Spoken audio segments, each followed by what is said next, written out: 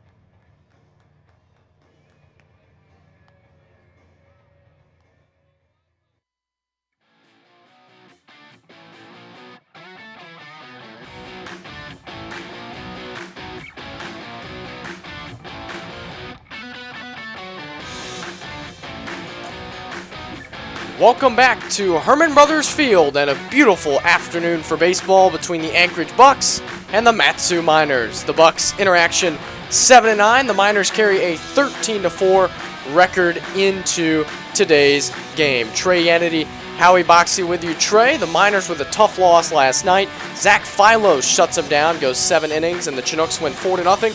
What do they need to do to get back into the win column as we take a look at our keys to the game presented by Napa? Yeah, let's take a look at these keys to the game, Howie. The Miners now 2 consecutive losses for the second time this season. We talked about it in our open. They put together some pretty impressive win streaks around those losses. Hope to see them get back on track. How do they do that? You finish strong at home. They're going to be on quite the road stand. 12. You heard it, 12 on the road. So find a way to get this last one here at home and capitalize on mistakes. We saw 3 errors yesterday, Howie, in a game where the Miners didn't score a single run. You have to capitalize on the other team's mistakes, make them pay for it, and go get yourself a big win against these rival Bucs. It is the rival Bucs, which are welcomed into Herman Brothers Field for the 4th time this year. The Miners sport a 2-1 record against the Bucs here at home. They are 4-1 overall against Anchorage. Cody Graybeck, the shortstop, will lead off against Michael Yates, a 6', 180-pound right-hander who pitches for the Miners. He pitched great last time out. This is his 5th appearance, 4th start. Saw him 6 days ago. Went 5 innings, 2 hits against these Bucs. Only allowed 1 run. Walked 3, struck out 4, picked up the win as he enters action 1-0 and will square off with the Bucs shortstop, Cody Graybeck. First pitch of the game on Sunday afternoon is a curveball that drops in for a strike at 4:05 local time, 8 o'clock on the East Coast, Trey, and another beautiful afternoon for baseball. 0-1. Swinging a shot out to right. That's going to bring Avila in. He'll slow, and he'll make the catch for out number 1. That'll bring up Alex Champagne, and that'll bring up the starting lineup for the Anchorage Bucs, Trey. These Anchorage Bucs returning to town again. We've seen them quite often this week, Howie. As we take a look at their lineup, you saw Graybeck there. Champagne at second base, Mitch Simon over at third, Mason Marinko, the designated hitter. Michael Diaz will be in left field. Vesperman at first, Chacon batting seventh and right. Chad Bourne, the newcomer into the lineup in center field. And Smith down there rounding it out. Derek Smith at the catching position. So these Bucs try to bounce back here and get a win over the Miners. Alex Champagne bats now as that one skips up there for ball one. Michael Yates sports a fastball, slider, change, spike, curveball. Fastball flirts around the 90-mile-an-hour mark. He pitches to contact. He can strike batters out. 1-0. Up and away, but he likes batters to put the ball in play, Trey, and that is usually a successful formula. We saw Zach Filos, the ace of Chugiak, maybe the ace of the league last night, go 7 innings, worked very effectively against this Miners lineup by pitching to contact. This is baseball, Howie. 2-0 is shot right back up the middle. That one is going to be off the glove of Casey Sunseri as it squirts into center field for a 1-out hit. How about the emotion there from Michael Yates after that one, too? He knew just inches, and that ball is in his glove, or even his second baseman, Casey Sincere, pounds the mitt. He is a competitor. He is trying to get after it today. Early in this game, I love to see the emotion there, but this is baseball, Howie. What's the name of the game? Get outs, score runs. The easiest way to do that is throwing to contact, trusting your defense. That's something the Miners have had no problem with so far this season. There's 9 of you for a reason, right? Don't want to play 1-on-9. As Mitch Simon bats, swings at the first pitch. Misses every stitch of it, strike 1. And another just gorgeous day. The smoke from forest fires in the area has cleared out for the most part. Maritime wind or fog is gone. 1 is a fastball right down the middle. Game time temperature 67 degrees under, as Trey mentioned. Sunny skies, not mostly sunny, not partly sunny. It is sunny today. It's bright for the first time. Yates way ahead of Simon. And a pickoff attempt now. As you mentioned, Yates, a competitor. Last game against the Bucs, he pitched excellent. It was a tight game all the way on Monday, the second game of that doubleheader. 0-2 pitch to Simon. Swing and lashed out of play.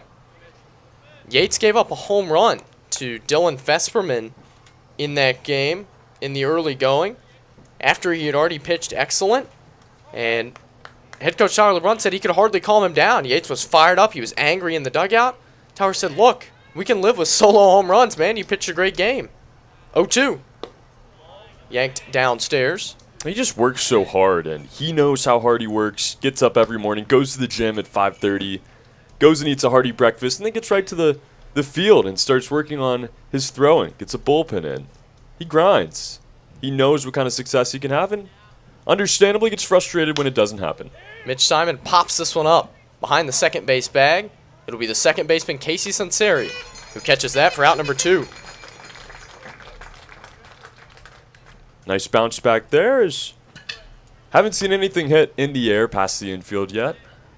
Don't expect to see much of it. Yates is able to produce a lot of ground balls and just kind of work through these lineups. A lot like Zach Filos, who we saw last evening. Mason Marinko, the cleanup hitter for the Bucs, steps in. Champagne on first. 2 outs, no score. Matsu Miners Baseball on YouTube. The pitch. Tried the curveball and it missed outside.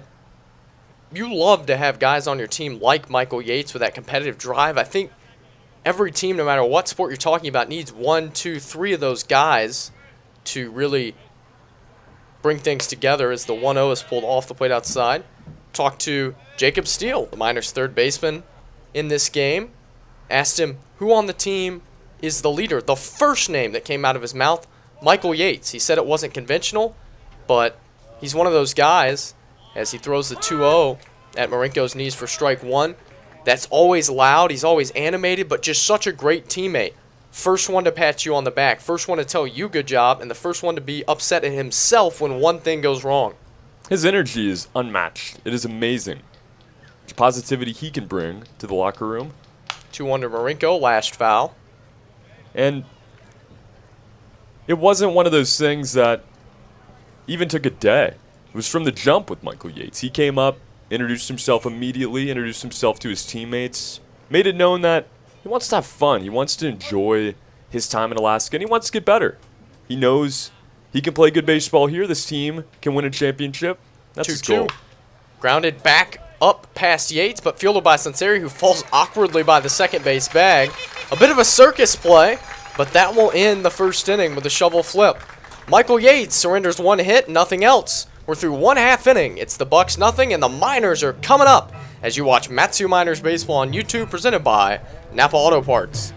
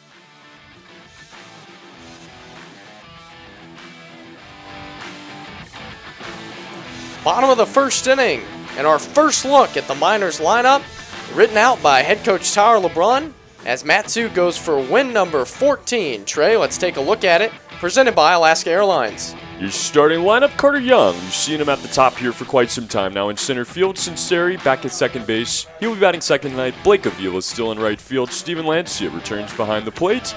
He is hitting cleanup. Nick Sorelli, the lefty, is batting fifth and playing first. Vergara in left, batting sixth. At 7 is Josh Pano, Trey Triolo, the DH at 8th, and Jacob Steele will round it out in the 9 hole. Carter Young leads off for the Miners. Michael Yates, a scoreless first, and the first pitch from Josh Hansel is fouled away. Miners in their home whites, white tops, white pants, green lettering, and numerals outlined in yellow. Miners arches across their chest.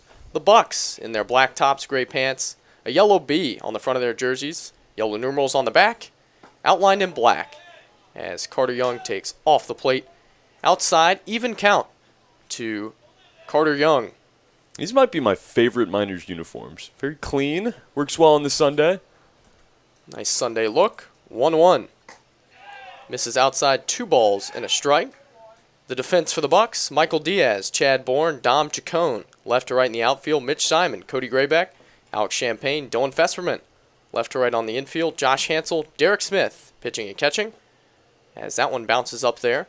Big right-handed pitcher, Josh Hansel, 6'6", 215 pounds, attends Arizona State University, where he got into a handful of games this year. 6 appearances, gave up 11 earned runs. 3-1. Good cut by Young, fouled straight back. Also spent time at Wichita State University in 2021, where he made 7 appearances. Originally from Chandler, Arizona, is Hansel. Full count pitch to Carter Young. Swinging a high pop, right side of the infield. Second baseman Champagne is in, near the cut of the grass, and he makes the catch for the first out. You can see him. He is a Power 5 prototype, no doubt. Has the frame, has the stuff, really throws the ball hard, but with so many of these guys that we see come from the Power 5 schools, maybe the ones that are a little bit younger, they lack control. They have the stuff, can't always locate it. Battles back there, though, to get out number 1. Casey Sunseri will bat now. Not only does Hansel have the stuff, he has the lineage, as he delivers a ball low to Casey Sunseri. His father, Greg Hansel, 4 seasons in the major leagues. Spent time with the Dodgers, Twins, Brewers, and Pirates.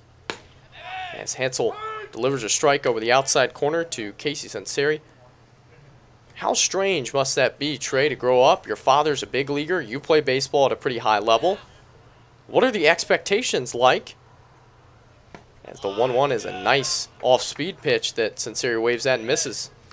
I can't speak on the expectations. I've never been there, but if I had to guess at it, I would imagine some pretty lofty ones. You know what it takes to get there if you're the father in that situation. And, physically, there might be some advantage, but I think oftentimes there's a lot of pressure on these kids to succeed. 1-2. Tipped foul. Nice job by Sinceri to stay alive. Josh Hansel also played basketball and football in high school, which makes sense with his 6'6" frame. Yeah, he inherited a major league body, no doubt. Has an arm for it, too. His father was drafted by the Boston Red Sox in the 10th round of the 1989 amateur draft. Sinceri pokes this one down the right field line. That's going to drop in for a hit, fair ball. Sinceri will stop at first with a one-out single. Got to get the line started somewhere today, Howie. We saw minimal offense in yesterday's game. That's credit to Zach Philos, but have to jump on this Bucs team early today. Have to keep your foot to the pedal, because 3 in a row now, you start to sense a trend. Hope to avoid it. Sinceri with a team-leading 4-game hit streak now. Blake Avila's 6-gamer was snapped yesterday by Philos and company.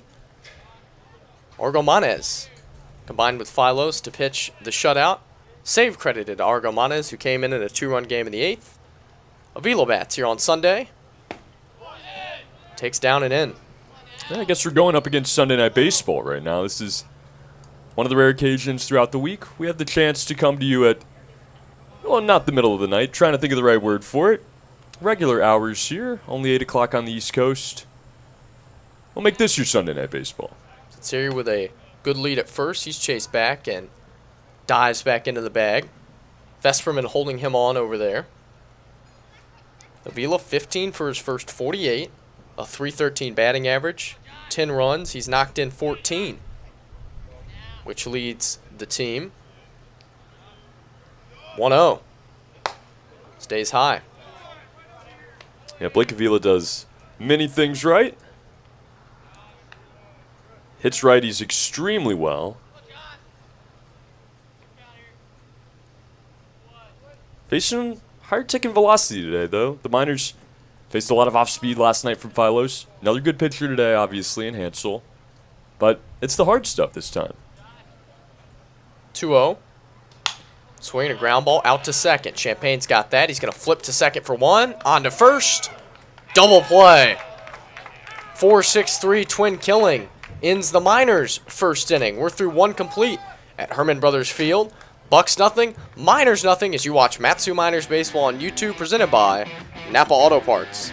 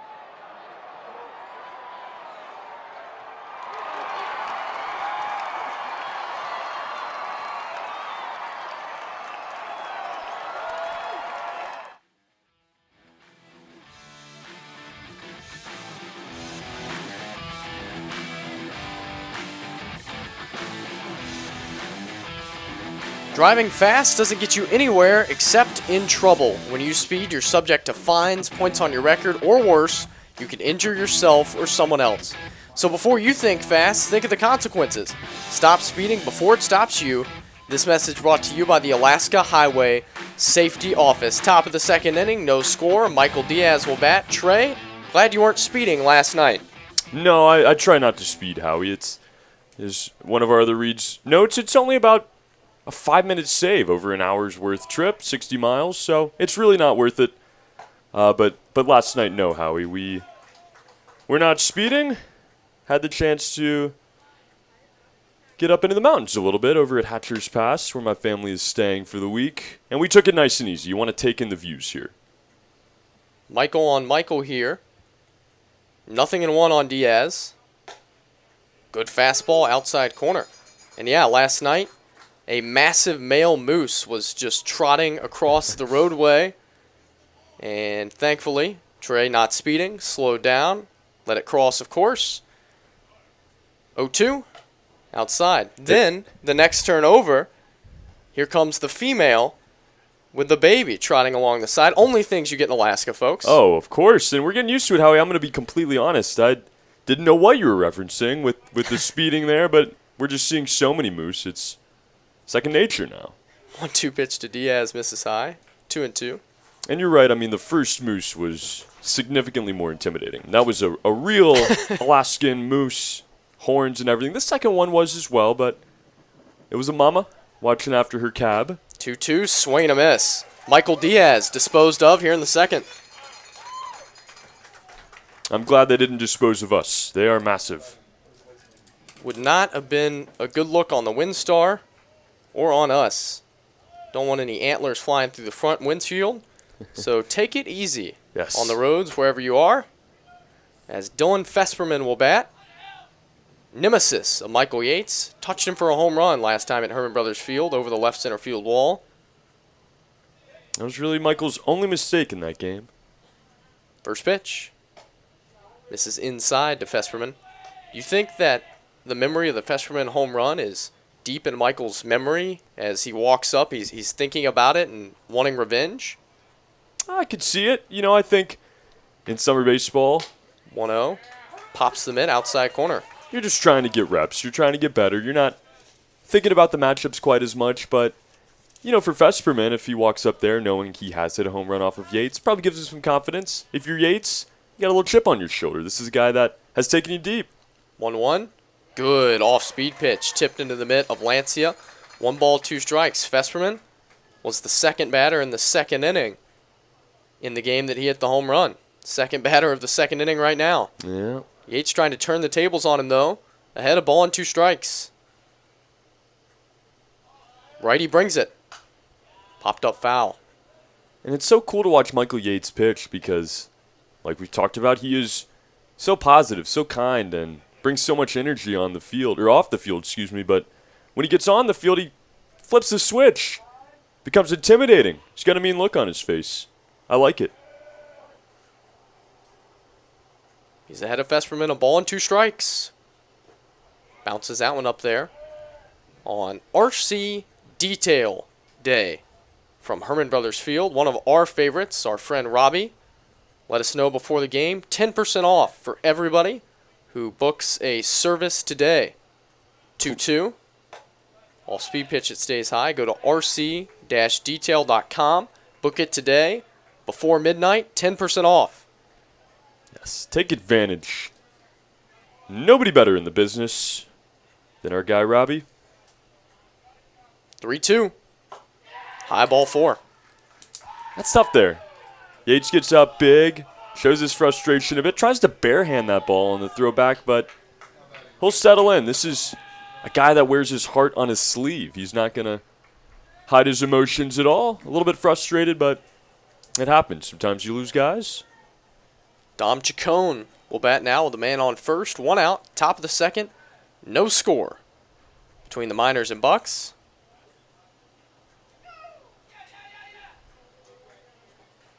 First pitch to Dom.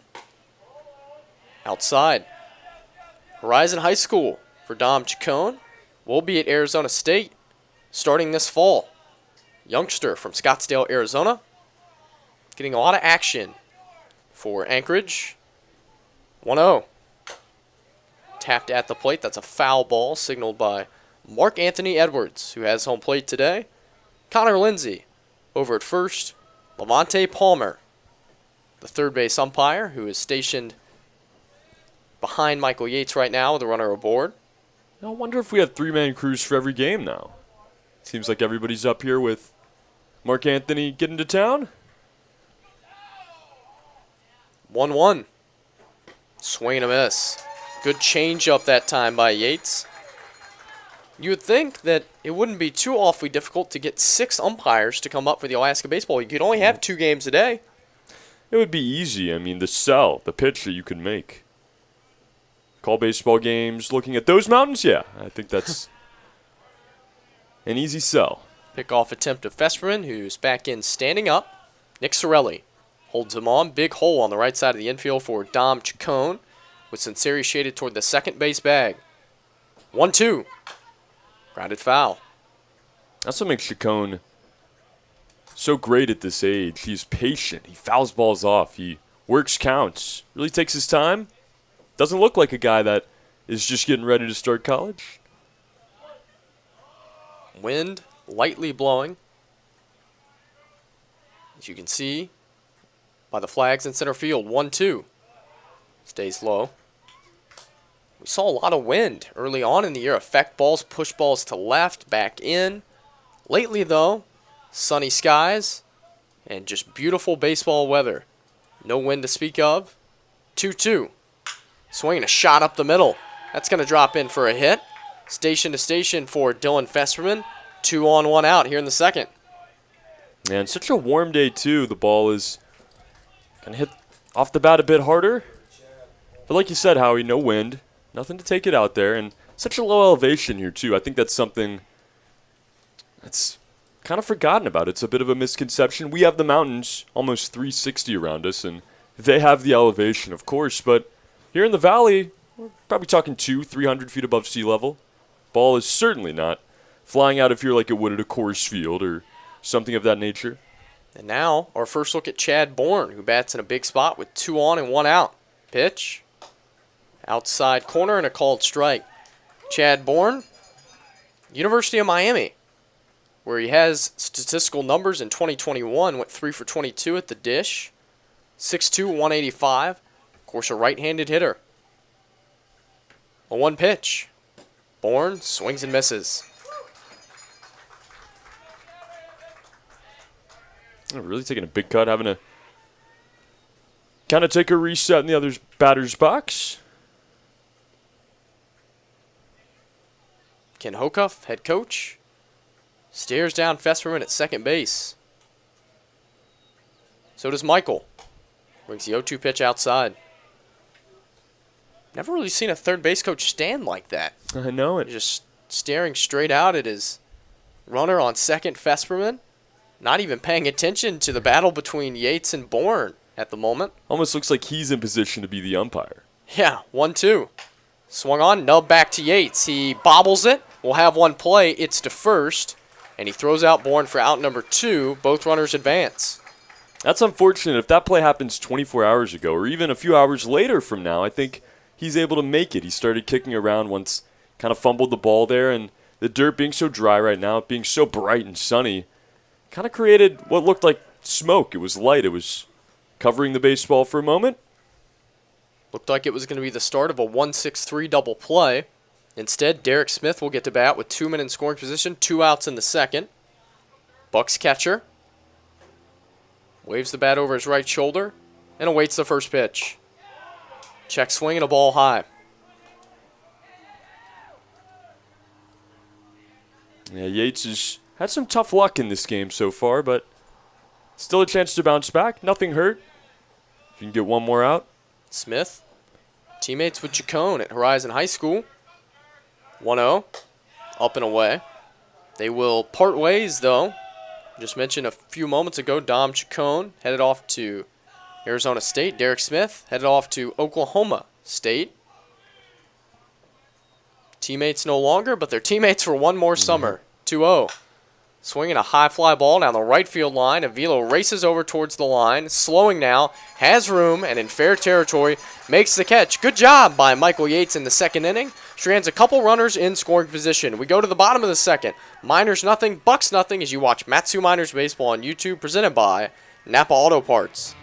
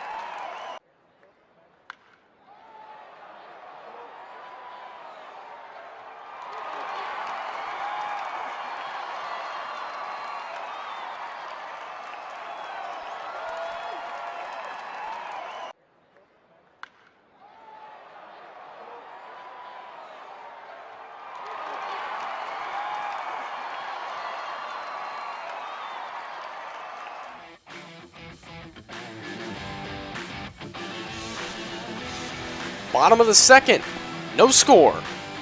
From Herman Brothers Field, Steven Lancia, Nick Sorelli, and Alex Vergara set to take their first cuts against Josh Hansel as we watch baseball in the last frontier. And we would love to hear where you're watching from. Drop it in the YouTube comments. One of our favorite parts of every game. Listeners from all over as Hansel delivers to Lancia. A fastball strike. Now, please let us know, guys. We absolutely love hearing from you. And not just that, but we love seeing you hit the like button. It helps us grow, helps our games get out there to more Miners fans. 0-1, swing and a miss. Off-speed pitch this time. Fools Lancia, 0-2. Maybe more fans of the Alaska Baseball League. Hansel way ahead. 0-2 pitch to Steven. Blocked up by Derek Smith on an off-speed pitch in the dirt. Pioneer Peak over the left field wall. As Trey mentioned, the haze has pretty much lifted out of here. Gorgeous afternoon. Perfect. This might be the best day we've had so far. 1-2. Just missed. Ball down, as you could hear Mark Anthony Edwards say. Steven Lancia kind of found a role in this cleanup spot. Settled in nicely here. Batting .296 coming in. 2-2. Tapped foul. Yeah, numbers like that don't hurt. 5 doubles. 6 knocked in. Surprisingly, he's only scored 3 times. Yeah. Probably more a product of some bad luck, though. I was going to say, yeah, sometimes you got to get picked up in those situations. 2-2. Swing and a shot up the middle. That's going to drop in safely. Leadoff single for Steven Lancia. That is Steven Lancia doing Steven Lancia. Not always driving the ball. He does drive the ball, don't get me wrong, but just finds a way. And right there finds some open grass. Didn't hit it super well. Hit it off the end of the hands, but gets on base. See if the Miners' offense can get rolling. They've been blank now in 11 straight innings. Dating back a couple of games ago. Shut out in the game last night. Nick Sorelli could use a pick-me-up. He has hit into some awful luck as of late. Bats with a runner aboard and nobody out. Pitch. Right there, a strike. Sorelli, in last night's game, in his second to final plate appearances, an absolute rocket down the first base line, somehow speared by Ryan Matheson to rob Sorelli of extra bases. An excellent play by Ryan. As we see a pickoff here of Lancia. He's back in safely with a dive. I was interested to get to this game today, Howie, because I wanted to see if they were going to shift on Nick Sorelli. We saw it last night against Chugiak. No shift on today. Wonder if word's going to spread around the league at all. Chugiak has shown a propensity to shift more than other teams from what we've seen so far. Of course, we are 17 games in at this point. So we've gotten a taste of everybody.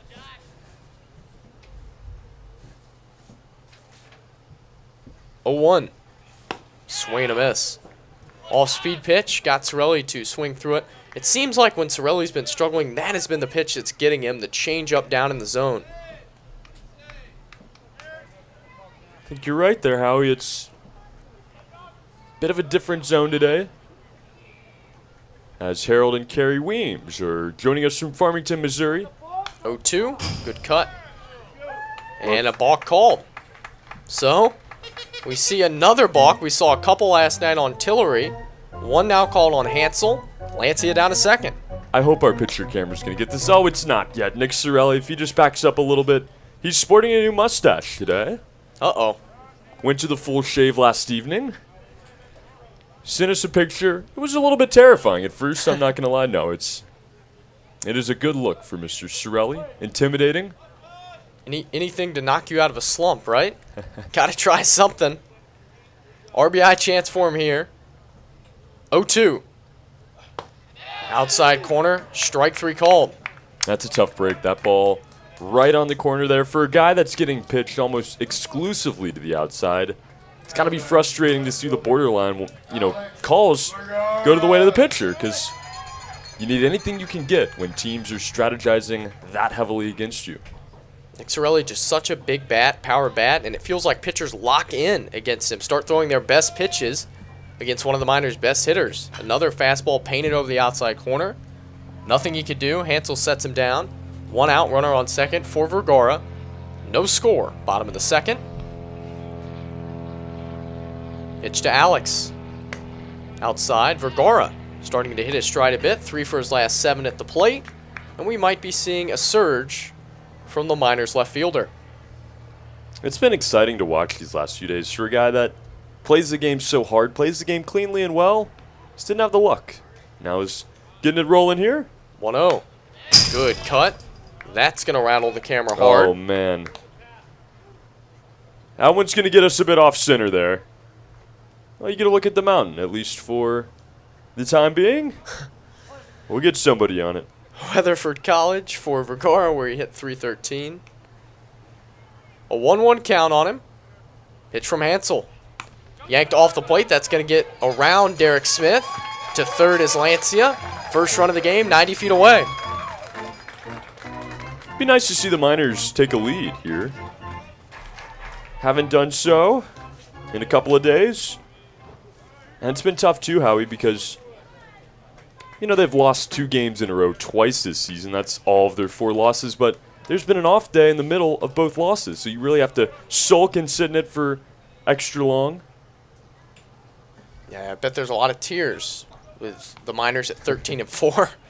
Oh, it's just awful. Swing and a fly ball center. That's going to send Chad Bourne back. He's going to make the catch. Faking a tag from third will be Lancia. He won't come home. An unsuccessful try by Alex Vergara to chase home Lancia. 2 down. As we have been Bulware. Watching live from Texas tonight. Cody and Ben, both former Matsu Miners and owner of Bomb Bats. Miners forever. Thank you for being with us tonight. And Jennifer Hood as well, watching in the car on their way back home to Nebraska from Iowa. CJ's youngest brother had a baseball tournament. Has a swing and a miss there from Josh Pano. CJ's younger brother, of course, an extremely athletic family, as we've heard about CJ's past in high school, but his younger brother, a baseball tournament up there in Iowa, and now to watch more baseball. To make the ride home go faster, go Miners. Well, we can hope that we will accelerate that. Pano, lined into right field, base hit. Miners lead here in the second.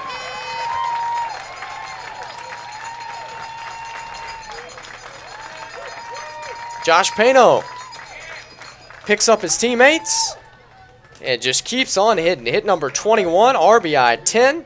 Lancia scores for the 4th time, and the Miners lead 1-0. I'll help the car ride go a little bit faster there. Nice base hit for Josh Pano. Now Trey Triolo back into the lineup tonight. Took the ball the other way, did Pano. Took what Hansel gave him.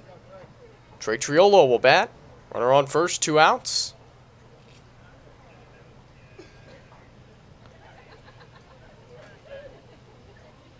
Pickoff attempt. Pano back with a dive. We say it every day, but this is truly a perfect day for the game of baseball. Couldn't ask for better weather. Pitch to Triolo. Fastball strike. And Trey, you know what's going to make the day even better? Ice cream?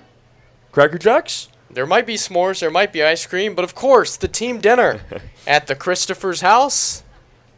One of our favorites had that in the run rule game a couple of weeks ago. Probably talked about it too much, but hey, yes, it's good food.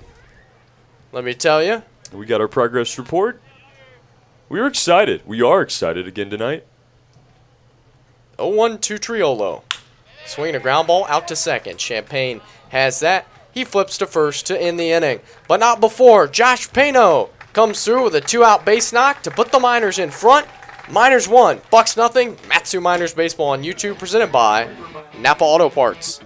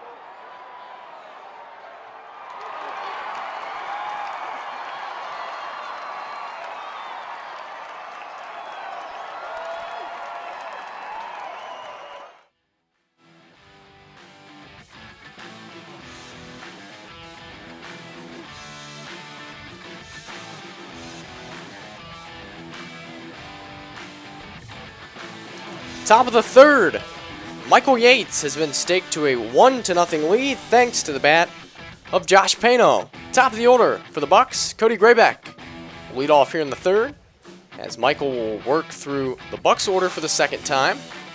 Graybeck, soft fly out to right, his first time up. We are ready to go in the 3rd. Graybeck pops this one up. And out of play. Lead now for Michael Yates. Do you think that changes what he's doing on the mound at all, or changes his mindset at all? Oh, you know, it's so strategic with this group. I think he's going to go out there, continue to try to attack. That has been the mantra of this pitching staff. Attack the zone. Try to get them to put the ball in play. 0-1 up and away. I would think, if nothing else, it's a confidence boost. Hey, I have the lead now, and for somebody like Yates, who's such a competitor, as his 1-1 misses outside, now you don't want to let your team down. They got you the lead, and he's going to try his hardest to preserve it. 2-1. Outside 3-1. He's got some support from his brother here in the comments section. It is Yates Z. Z checking in from Southern Louisiana. Baseball and frying some fish. 3-1. Grounded. Foul past first. Sounds enjoyable. Frying some fish. Yeah. Probably a different kind of fish than we've seen up here the last few weeks. We're used to the salmon of many forms, the Chinooks specifically. The Miners have been frying a lot of fish. Yes. In Chugiak. 5-2 against the Chinooks. 3-2. Outside, leadoff walk. What kind of fish is it? Let us know in the comments. I'm interested now. What's going on down there in southern Louisiana? Got to be hot right now, I'm assuming. So is Michael Yates. His brother kind of speaking into the glove. Lancia takes a look out there. He's going to retreat back, though. Champagne the batter. Lefty had the first hit of this baseball game in the top of the first. Was eventually forced out to end the first inning, 4-6. Yates checks on Grayback, who increases his lead. Not going. Pitch grounded out to second. Charging that is Casey Sunseri, and he will flip on to first for out number 1. Really well hit baseball there. You got to tip your cap.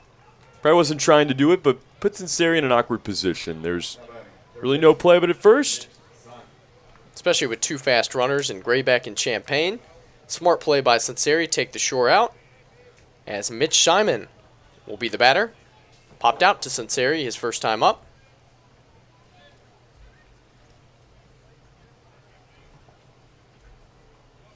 Cal Baptist University for Mitch. Hit 302 there this year. First pitch. Nice breaking ball that drops in for strike 1. 941 OPS for Mitch Simon. Not too bad. No, he takes some backs. No doubt. RBI chance for him here. 0-1. Didn't mean to, but he fouled it away. 0-2. Maybe somebody can hit a foul ball that knocks the camera back into place now. That would be great. That really would. If you're listening, Mitch Simon. 0-2. Fastball high. Yates struggling to throw that dagger pitch. He's gotten up in a lot of these at-bats, struggled to finish them off, and some of them have turned into walks. But thankfully for Michael, he has been able to recover very well. 1-2. Down and away. Steve Lindsay, the father of Connor Lindsay, at first base today, asking how the matinee crowd is. Yeah, not bad. Maybe not what we saw last night at 1-1-6-2, but very solid again today. 2-2.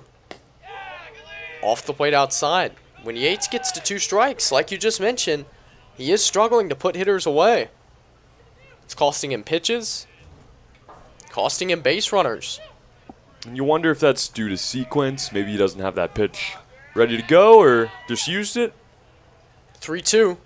Swing and a miss. Got Mitch Simon this time with a fastball up and in. Certainly used it there. That was some gas out of the hand of Michael Yates.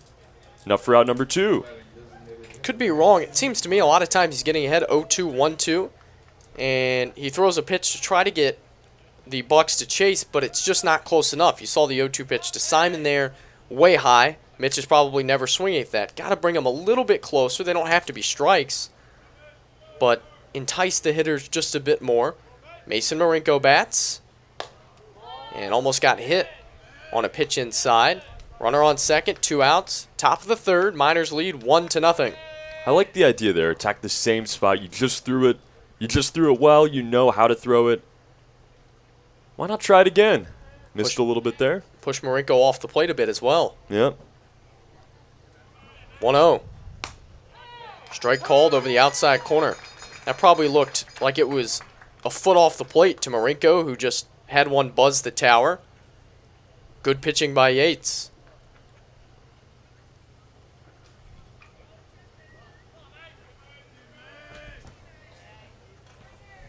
One. Chopped. Foul. Yates again. A strike away. Trying to make Marinko his 3rd strikeout victim of the afternoon. This is Michael Yates pitching exactly to his style, and it's exceptional. We see him allow maybe a base runner an inning, frustrating walk or an error, something happens, finds a way to recover, finds a way to wrap it up. Let's see if he can do it again. 1-2. Swung on, grounded out to Sunseri. Second baseman has that. Easy throw to first. And another good inning for Michael Yates. Leadoff walk, stranded on second. To the bottom of the third. Miners 1, Bucs nothing. Mat-Su Miners Baseball on YouTube, presented by Napa Auto Parts.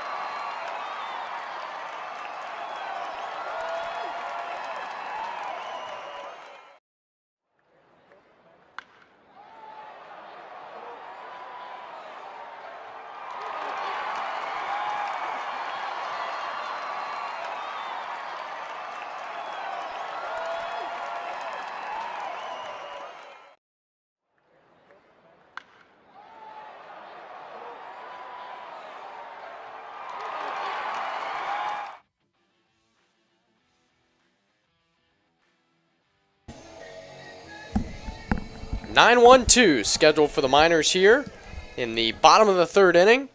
Mat-Su leads 1-0, and Jacob Steele will lead off on Josh Hansel. Miners 9-hole hitter, 7 for his first 35, 8 runs, 5 knocked in, just 3 strikeouts for Steele, who's known for putting the ball in play and getting on base. That's what you want your 9-hole hitter to do. It's what you want everyone to do, quite frankly. Yeah. As Jacob Steele takes a lollipop curveball that misses for ball 1. Hansel hands the glove right in front of his chest. Winds, kicks the left leg, and delivers a curveball that drops in for strike 1.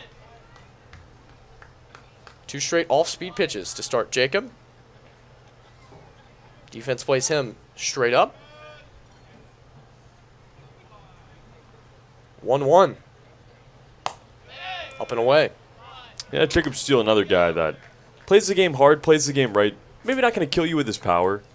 Not going to strike out a bunch either, though. This guy gets on base, finds a way to make it happen.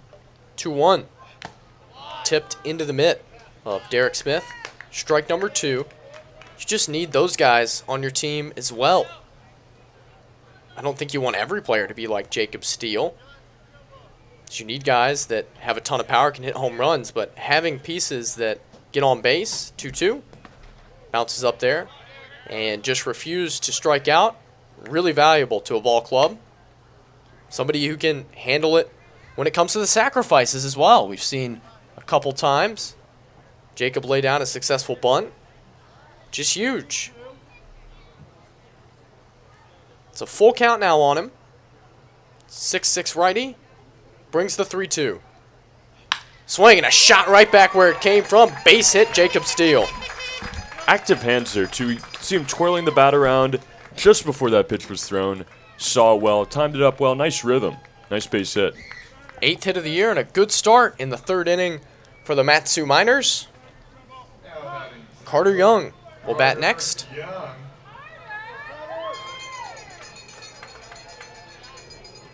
Lefty was on a huge run for the Miners. He's cooled off a touch, 0 for 4 yesterday. 0 for 1 to start this game. Comes in batting .289. Steele leads off first, does have 1 stolen base this year. Held on by Fesperman. The pitch, Young shows bunt, stabs at it and misses on a pitch that was outside, 0-1. I like the idea. again there. I mean, your leadoff hitter is typically going to be one of the fastest guys on the team. That is certainly the case here. Young, maybe the fastest. Try to get that runner over and maybe make it a difficult play on him. Miners trying to add on in the third. Say lead by 1.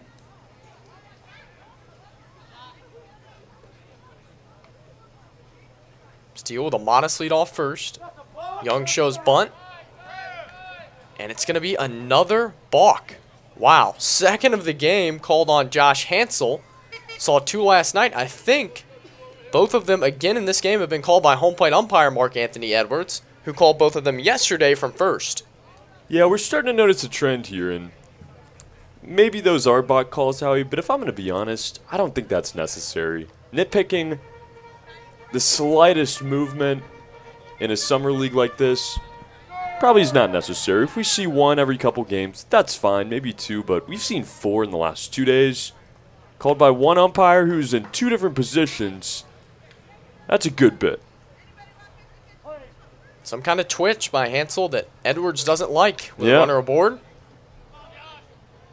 Young in an 0-1 count as the previous pitch does not count because of the balk. Here it comes. Swing and a pop-up. This one's out of play. Now it's 0-2. You like the technicality side of it. I mean, we've seen so many different calls, interference calls, that typically wouldn't see throughout the season. They've been on it. Look at it how you want. Give them credit. Trying their best, of course. Yeah. Even if everybody doesn't think so, it is not easy. Oh, not at all. 0-2. Swing. Fouled away.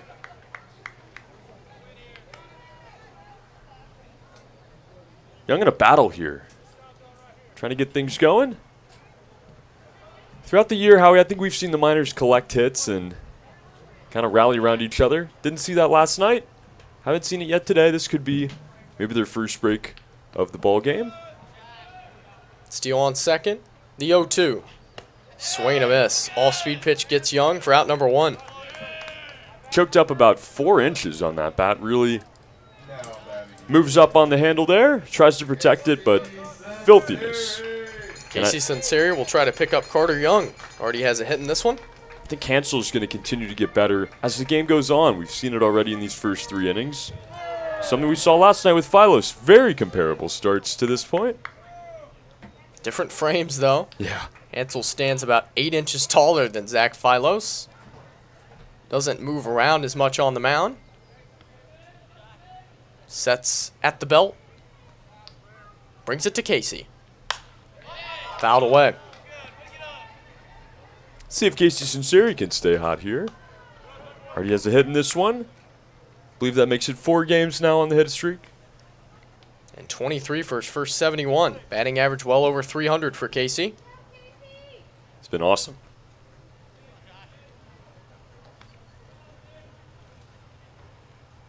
Oh, 1. Breaking ball, chopped out to short. That's going to be fielded by the third baseman, who throws high and over Fesperman's head. That's going to allow Jacob Steele to come home. Wild throw by Mitch Simon, and the Miners strike for a second run here in the third. Big run to get there early in this game, and it was in our keys to the game today, how we capitalize on mistakes. That one kind of created by the base runner, Jacob Steele. He waited a break for a second. Ground ball was hit out to short. He met the shortstop right at the baseball, caused some chaos. Maybe a forced throw there. E5 all the way on a tough play for Mitch Simon. His throw was way high. Sinceri to second on the 2-base error. Steele home on the 2-base error. 2-0 Matsu. Blake Avila bats now.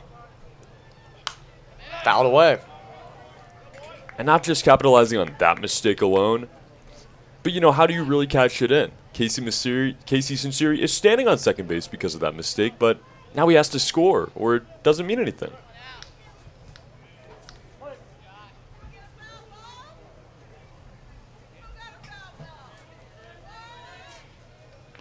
Hansel sets, checks on Casey. 0-1. Swinging a ground ball, hit hard, out to second. Champagne's got it. His throw is good. Sinceri to third. 2 outs now.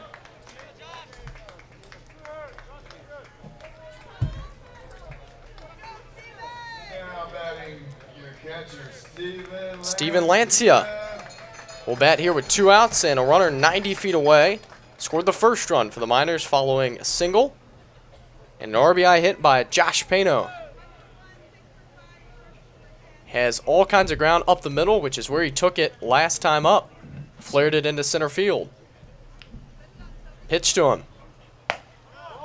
Breaking pitch. Looked pretty good, but high, says Edwards. Ball 1. Lancia, a good eye. Another hit already today.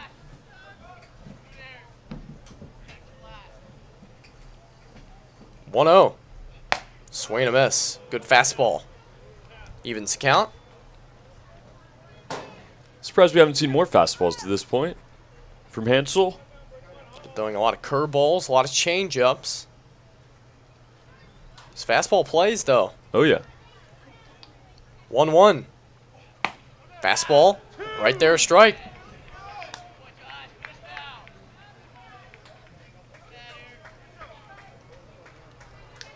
Hansel ahead, a ball and 2 strikes. 1 in, 1 on, 2 outs. Bottom of the third.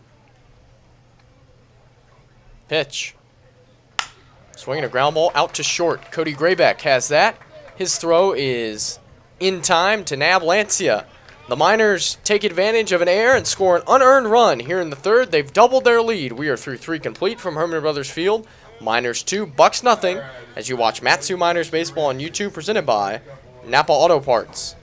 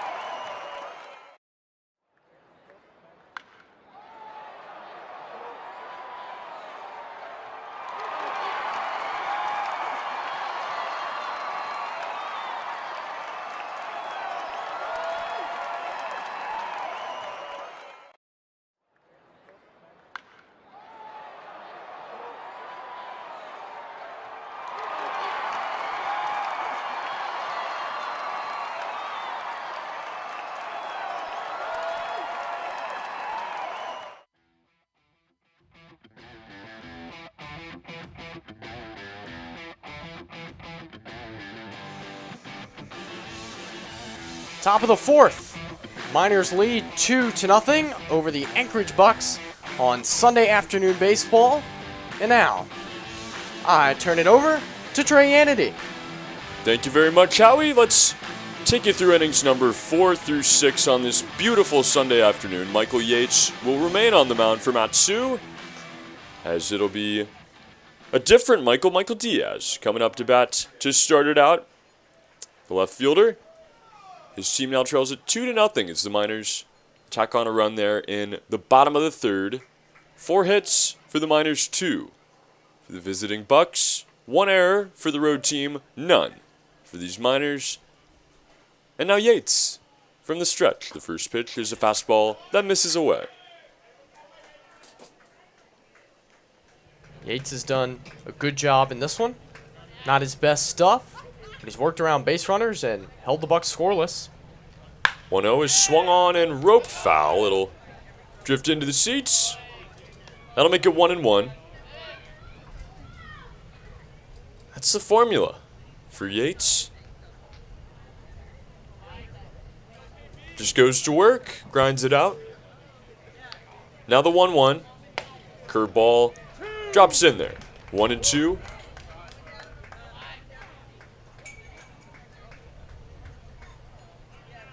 It reminds you of a A lot of the pitchers we've seen in this league efficient. So 1-2 is swung on a miss. Michael Yates gets it started here in the 4th inning with a strikeout of Michael Diaz. Goes high heat again there. And another strikeout for Yatesy. Talking to Tyler LeBrun after yesterday's game on YouTube. And asked him a question about Andrew Tillery's outing, and he said it was great. That's what we've told our pitchers. We need you to get through innings 5 and 6 for us. Yates on a pretty good track right now. Yeah. Dylan Fesperman will step in now. He takes a strike, a curveball, drops in there again. That's all you need, and you mentioned it earlier, Howie. He's had to throw more pitches because of some of the battles in these at-bats as the 0-1 is called strike 2, now really attacking the zone here on Fesperman, but he's been efficient enough, I believe, to go into the 6th inning, at least the 5th. Fesperman down 0-2, 1 out, nobody on. Here's Yates. Fesperman gets a piece of it, he stays alive. Fesperman just refuses to go away. Of course, we mentioned the home run last time Yates and Fesperman squared off. Also walked against Yates. He's walked to start this one. So Yates trying to set him down for the first time this year. As time will be called by Fesperman here to check things out. Maybe get a sign, now steps back in. 0-2 is called strike 3. Michael Yates, 2 strikeouts here in the 4th. 2 up, 2 down. As he protects his 2-0 lead. And there you have it, Howie. He gets the last laugh, at least for now, on Dylan Fesperman and a strikeout.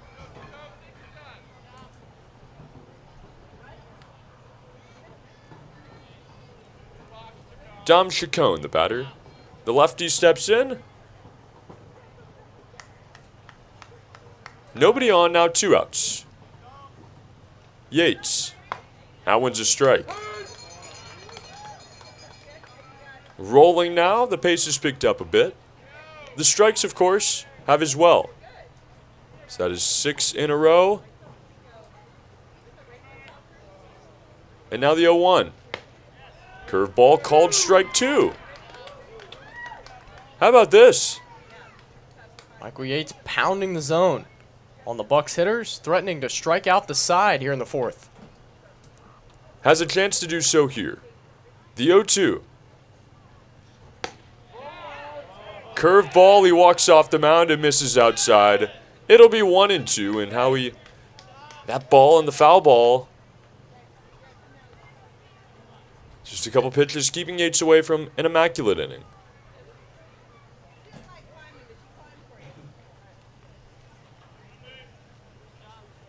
The 1-2.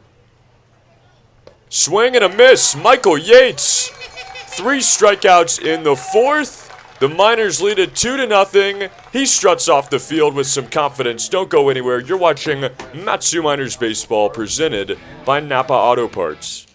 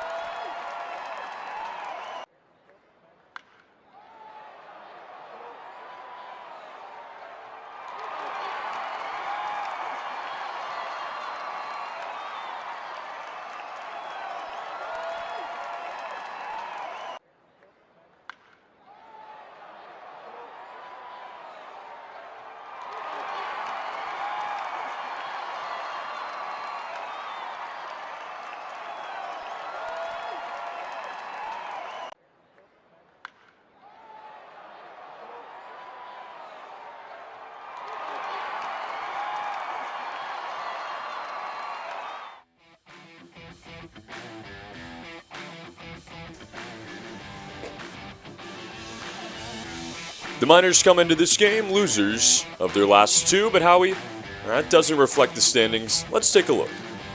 Miners still looking pretty good. 13-4 on the year as you view the standings coming into today. Pilots off the base by 2.5. They've won 8 of their last 10. The Bucs 6 out at 7-9. Oilers and Chinooks round out the Alaska Baseball League standings.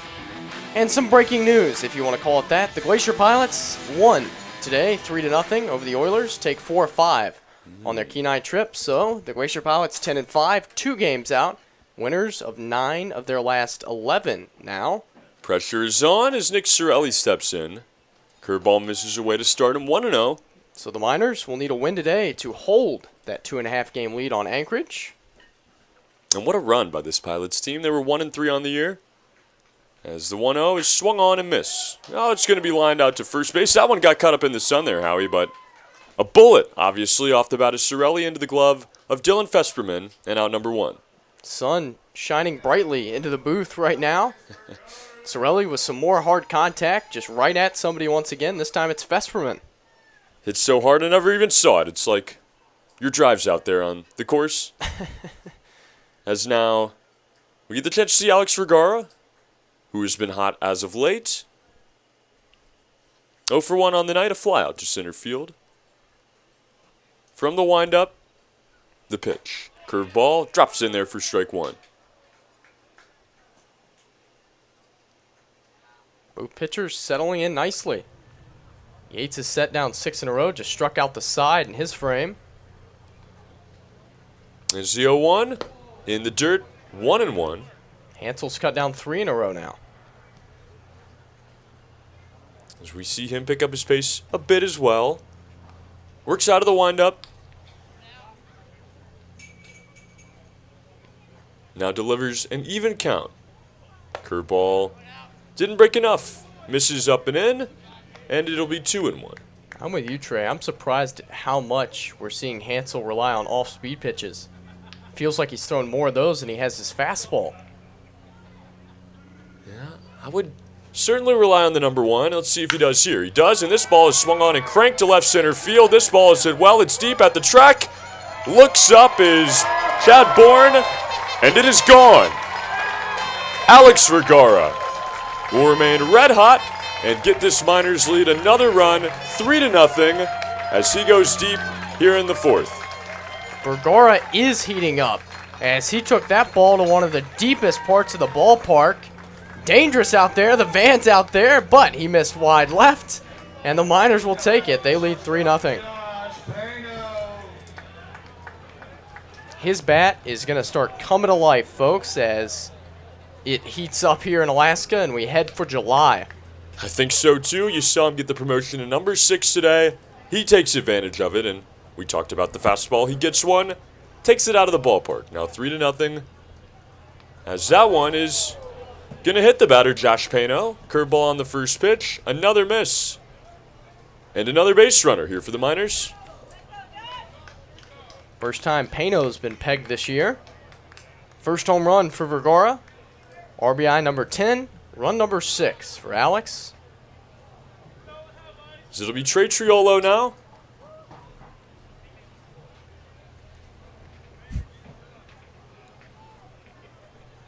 Meeting at the mound. I guess Edwards didn't want to bend down to brush off the plate. He had the brush out and then just swiped at it with his feet a couple times, which was quite odd. Getting some chirp there from the home dugout for it, I believe. Yeah, whatever works. Didn't seem to be very effective, not going to lie, as the plate is still caked in dirt. Just got to be able to see it. As the first pitch to Triolo, he squares around a bunt, pulls it back. I guess if you leave a little dirt on there, right, then you leave yourself an out, an excuse. I couldn't see it. The plate wasn't clean. Yeah, he's just covering his tracks. It's 1-0, a runner on first base, and 1 out after the Vergara home run. As a pickoff attempt, Pano is back.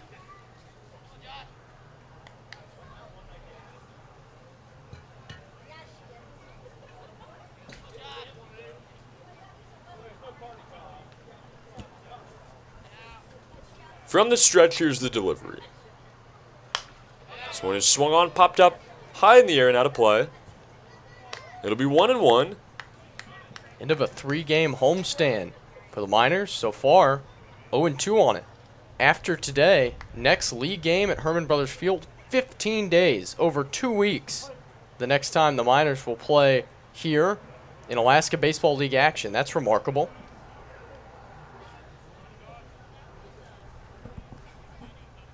Road Miners. Runner goes for second. This one softly hooked into left field. It's looping. It's going to get down for a hit. Pano ends up at second base. Trey Triolo joins the hit party as he drops that one into left. Now 2 on with 1 out. Don't get too comfortable in your lazy chair up here, Trey. We're hitting the road show on YouTube. I know it. Excited for it. Excited to see more of this beautiful state.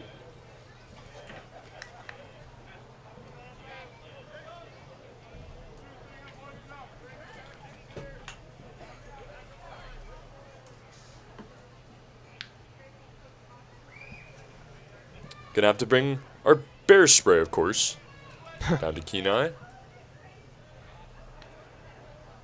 Jacob Steele now the 9-hole hitter with 2 on and 1 out. The first pitch, a fastball, misses low.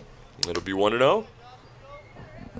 Hard to believe that trip is just days away. Heading down this Thursday to Kenai. Should be a whole ton of fun at the Bingo Hilton. The 1-0 now. Another fastball misses away. How awesome is this for Alex Vergara? Who's struggling, slumping a bit. He has completely turned it around over the past few games. Really has. 4-game hit streak for him now. And the 2-0. Steele gets a piece of it into the net. Now 2-1, and our camera certainly taking a beating today, Howie. It is taking a beating. Knocked off course once more. Just getting you a better look at the mountains is all. Thanks, Jacob. Now the 2-1.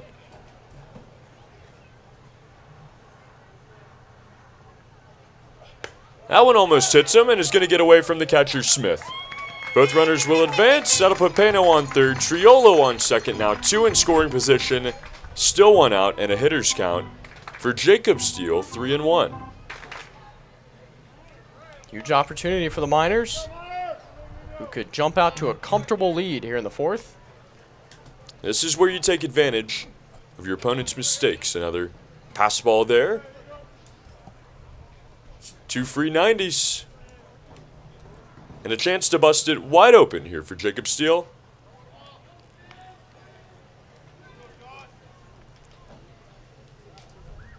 This one swung on and skied in the air to right center field. It will be deep enough to bring home 1 as Chacon makes the catch. Pano tags from third. He will head home.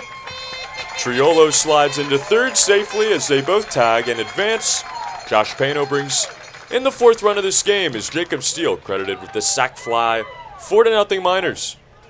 Just another excellent at-bat by Jacob Steele. Shows you why he plays nearly every day. Gets the job done. Didn't have to do too much. Fly ball to the outfield. RBI number 6 for Jacob Steele. Run number 4 for the Miners in the game. That's a perfect 9-hole hitter. That is a scenario you want to find yourself in if you're Jacob Steele. And now 1 more on third base for Carter Young with 2 outs. Curveball drops in, strike 1.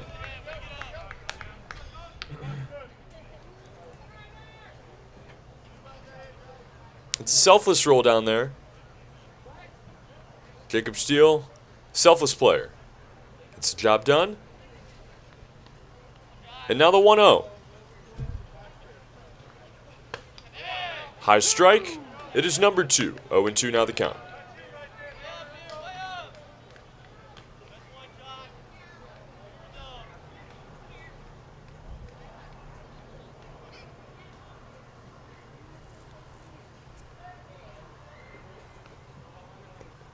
From the stretch, Hansel, the pitch.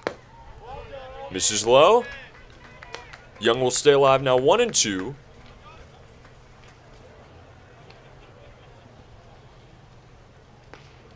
The Miners showing you the many different ways they can beat you on offense in this inning.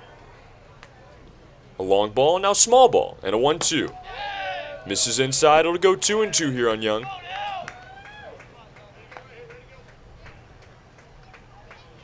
You've seen an RBI single, a run on an error, and as you mentioned, the home run, of course, the sacrifice fly.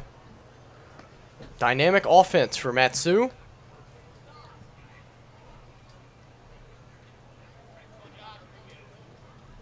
Hansel is set, the 2-2. Young slaps this one to center field. It is looping, and a diving catch is made by Chad Bourne. What a play to close out this inning. But the Miners, they double their lead, 4-0, a home run for Alex Vergara, and Jacob Steele drives in another run in this season. Don't go anywhere. You are watching Matsu Miners Baseball as we head to the 5th here on YouTube.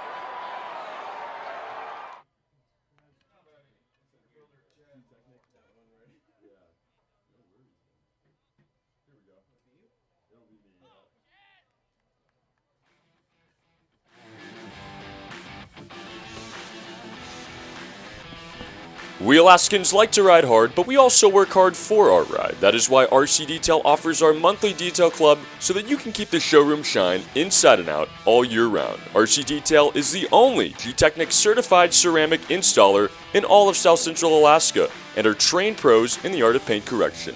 Go to rc-detail.com to learn more because your vehicle deserves the best. RC Detail, it's all about the details. As the Miners resume it here in the top of the 5th inning, they lead it 4-0, a home run off the bat of Alex Vergara. Expanded this lead, and Michael Yates will get the opportunity to continue in this game. Howie, it has been a dazzling start so far for Mr. Yatesy. It has, as he delivers high to Chad Bourne. Struck out the side in the 4th inning. Did Michael Yates. 5 Ks in the game now. As this one is going to be called strike 1 for Chad Bourne. I want to see him go into the 6 if his count isn't too high. I think at the moment he's in really good shape. He scattered around 2 hits, 2 walks, nothing else. Should be just fine if he can blow through the 5th inning here. The 3-2 swung on and rolled foul. Down the third baseline, will do it again. Interested not only for Michael and his game, but for some of these Miners pitchers to get through 6 innings. So you can see what Tyler LeBrun wants to do in the back end of his bullpen. We've had so many outings go 3-4, 4 2/3. It's tough to see how he wants to play it on the back end. 3-2. Curveball called strike 3. Michael Yates is scorching in this game, as that is the 4th strikeout in a row. Another one looking.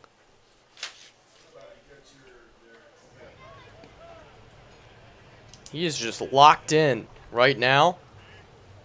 5 of his last 6 batters he's fanned. 4 in a row. Incredible stuff by Michael Yates.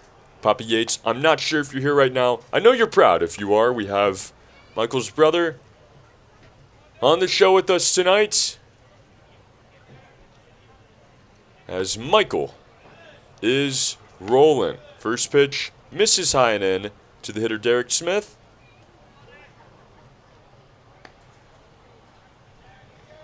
It's all about pace. Getting comfortable up there. 1-0. Swung on and lined into left center field. That one gets down for a base hit. That'll end the strikeout streak, but nothing too damaging. A base runner with 1 out. I thought it was all about the details, Trey. Oh, it is. And it is RC Detail Day here in the Matanuska Valley. You know what that means. 10% off at rc-detail.com. Yes. If you book your detail today, right now, do it right now. rc-detail.com. Do not waste time. As Yates' brother comments, that dude is on fire. Yes, he is. That dude looks good. He now faces Cody Graybeck, the leadoff hitter, as he will take a fastball. Believe it missed away. 1-0.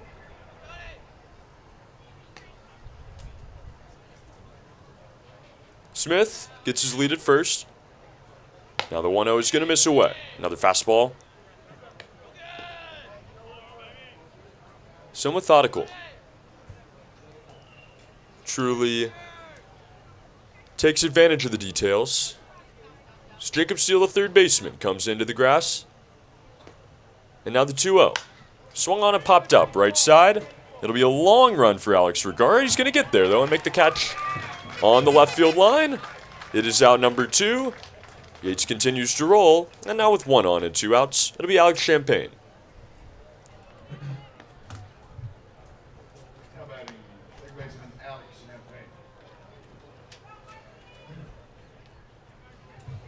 On a day like this, the sun is out. It's a little bit warmer in the ballpark. It's so fun to watch a guy get quick outs, roll through the game, get his team the opportunity to wear the other defense down, and they've done so. Pick off at first, runners back. Still no kilts for the Miners, unfortunately, as the Scottish Highland Games are taking place next door on the Alaska State Fairgrounds. Another excellent crowd there as we were coming in. Thousands of people gathering for that. That one misses away. Lancia grabs it. It'll be 1-0 on the hitter Champagne. Would love to make a trip over there to the games if we have time. I know we had some stragglers from yesterday's events, as that one's called strike one, a fastball on the outside half.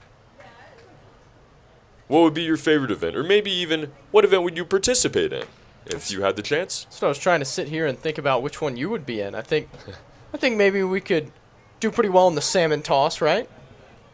Depending on the salmon, yes. I agree. 1-1 fouled off into the net. Howie, we are getting bombarded up here. That is strike 2, another foul ball. We really are. And my only question is, why are we tossing the salmon? Why not cook it and eat it? Smoke it. Catch it. As we know, when the state fair comes around, we'll have tons of fruit. Maybe watermelons as big as us, right? From what we hear. Oh, they set all kinds of records. I'm excited for the pumpkin pie. Pickoff attempt. A nice one, but the runner is back again. Maybe apple pie. I don't know. Typically the only two that I'll dabble into. I've heard both are well represented at the fair. And not just that, Howie, but the camping scene is at 2-2, is rifled out to right field in the air. Blake Avila will camp under it as he takes 10 steps back to his left to make the catch for out number 3. The Miners will strand a runner at first base here as they lead the Anchorage Bucs 4-0. We head to the bottom of the 5th. Do not go anywhere as you are watching Matsu Miners Baseball, presented by Napa Auto Parts.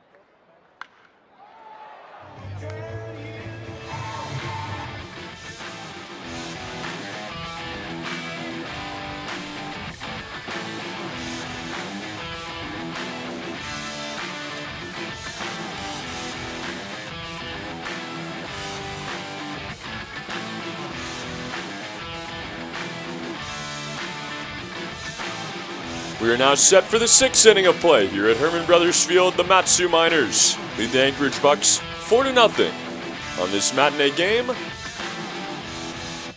Casey Sinceri will stand in to lead it off for the Miners here in the 6th. It is a new pitcher into the game, Howie. Who is he, and what do we need to know about him? This is Chandler Brooks, Trey, who takes over for Josh Hansel, 6'1", 175 for Brooks. Winthrop University, originally from your neck of the woods, Gaffney, South Carolina. Attended Spartanburg Methodist College in 2021. We saw Brooks a few days ago when the Miners defeated the Bucs 9-5 on the road. He went 2 1/3, 2 hits, 2 earned runs for Brooks in that game. The drive to Gaffney was always frustrating. Somehow, they were in our district, as the first pitch to Sinceri is going to miss high. 1-0, about 35 minutes. Had to make that trip often. Chandler Brooks was the man who gave up the home run to Josh Pano in that game. The 1-0. Swung on and roped out to short. A hop off the glove of the shortstop, Cody Grebeck.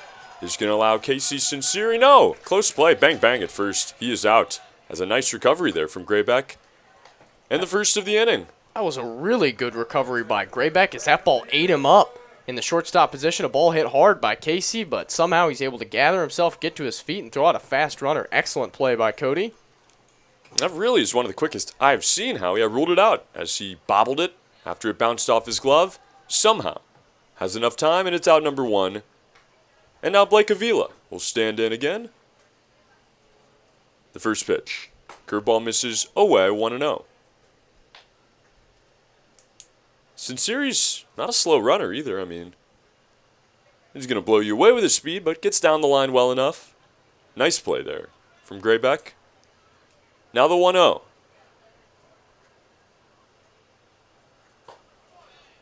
That one hits the outside corner, 1-1.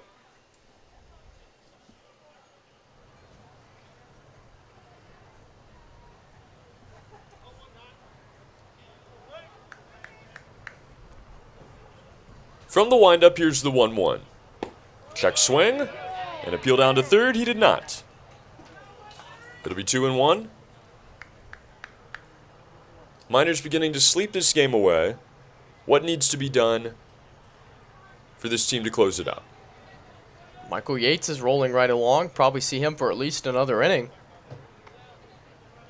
As the 2-1 is swung on and hit off the hands. Rolls down the third baseline foul.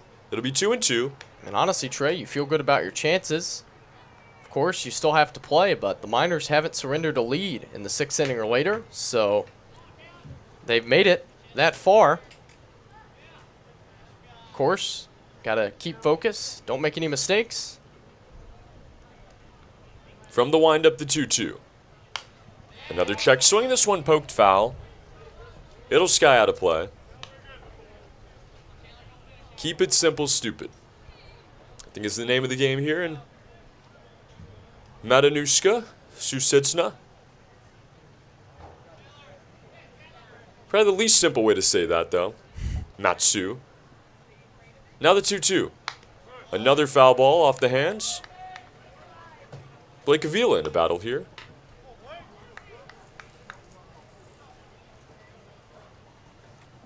Avila looking to start a new hit streak. 6-gamer snapped yesterday. An excellent effort by Zach Philos, who's now beaten the Miners twice. The 2-2.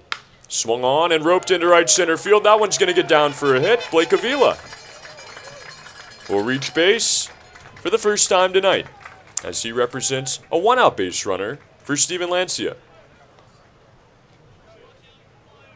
Now batting. Steven Lancia. Such a pure swing from Blake Avila as he shoots that one into the gap, cut off nicely. Just one bag allowed. And now the DH in this game, Steven Lancia. From the stretch, for the first time tonight, Chandler Brooks. His fastball will hit the outside corner, 0-1.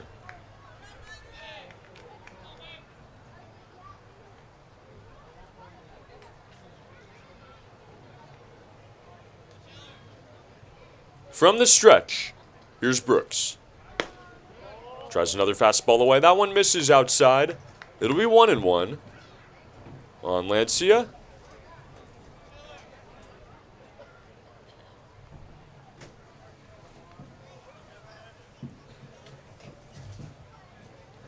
Avila leads off first. Now the pitch. That is a fastball. That one will hit the zone. It'll make it 1-2.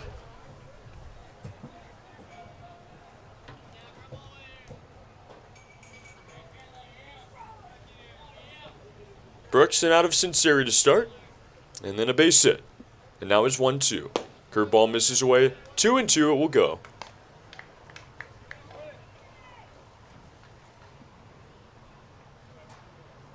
Nick Sorelli, with his brand new mustache, stands on deck.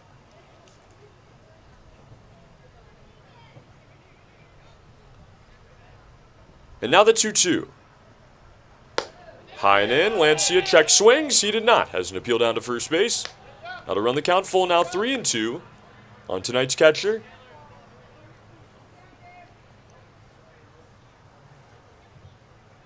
It'll be fascinating to watch how the Miners look when they hit the road for 12 league games before coming home again.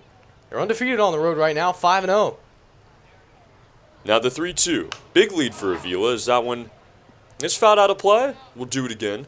And surely the most exciting part has to be that trip to Kenai, which everyone who has been around and done it before describes it as the ultimate bonding experience between the team, who will be cramped into a room with something like 6 bunk beds in one room or something crazy. Probably no AC.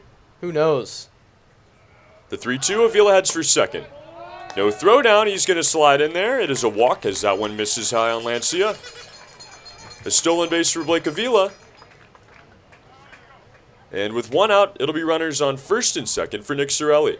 Now batting your first baseman, Nick Sorelli.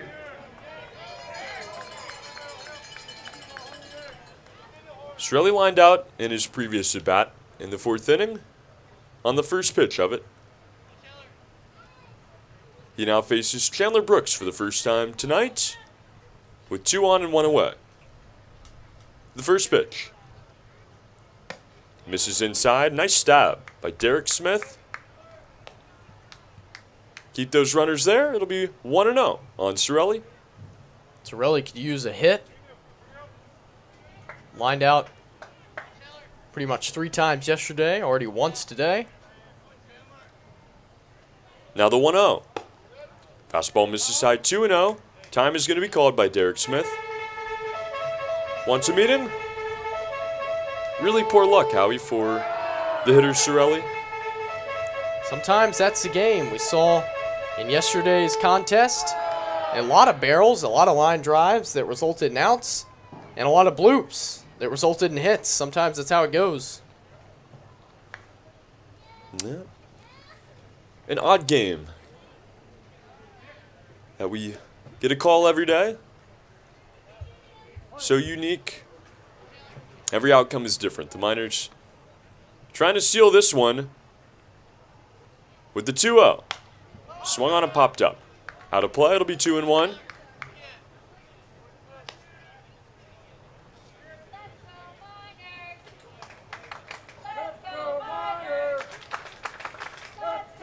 Chance starts to kick up here.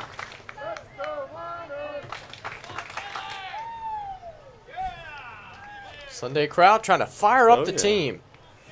I love it. Miners trying to rally here in the 5th. The 2-1. Swung on and roped to right field. This ball is drilled. It will bring in at least one as Blake Avila comes in to score at these. Steven Lancia all the way to third base, and Nick Sorelli with a line drive down into right field brings home another 5-0 Miners here in the 5th. Finally, a line drive for Nick Sorelli that finds some green grass. As I'm sure he's smiling over there. Left fielder, Alex Vergara. And now, Alex Vergara with a home run in this game.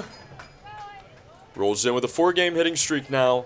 Red hot, maybe the hottest hitter in this lineup with runners on the corners. As Lancia grabbed 2 bags there. Chance to be blowing the Bucs out if Vergara can get a hold of another one. The first pitch. Curveball called strike one. Michael Yates in line for the win. He's pitched the qualifying 5. Twirling a shutout right now on the Bucs. To this point, the game this team needed after losing 2 in a row. Get some confidence from your starter. The bats are back, Howie. And the 0-1 is going to miss inside.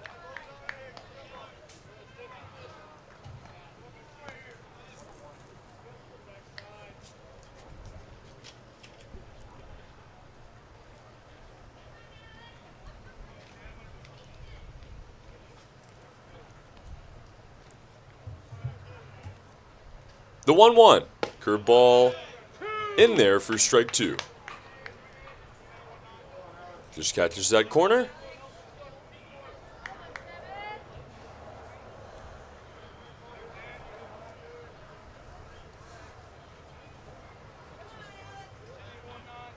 The 1-2 now. Misses high and away. 2-2. Still 1 out in the inning. Cirelli's base hit made it 5-0. Brooks has been struggling here. Giving up a couple of knocks. Walked 1. He's in big-time trouble. And now it's 2-2 on the way. Curveball, swing and a miss. An out is called. Time called immediately there by the home plate umpire, Mark Anthony Edwards. Not quite sure what was going on. But regardless, a strikeout and a big one. That runner just 90 feet away. It'll be 2 outs here in the 5th for Josh Pano. That was really strange. I thought for a second he was going to call catcher's interference and give Vergara the base, but he didn't. Just a strikeout. As now Josh Pano, who's already hit a home run off of Chandler Brooks this season, will step in, swing at the first pitch. A curveball is fouled away. That was a missile that he hit at Mulcahy Stadium a few days ago. No doubter. Out towards the football field. Left. His first of the season.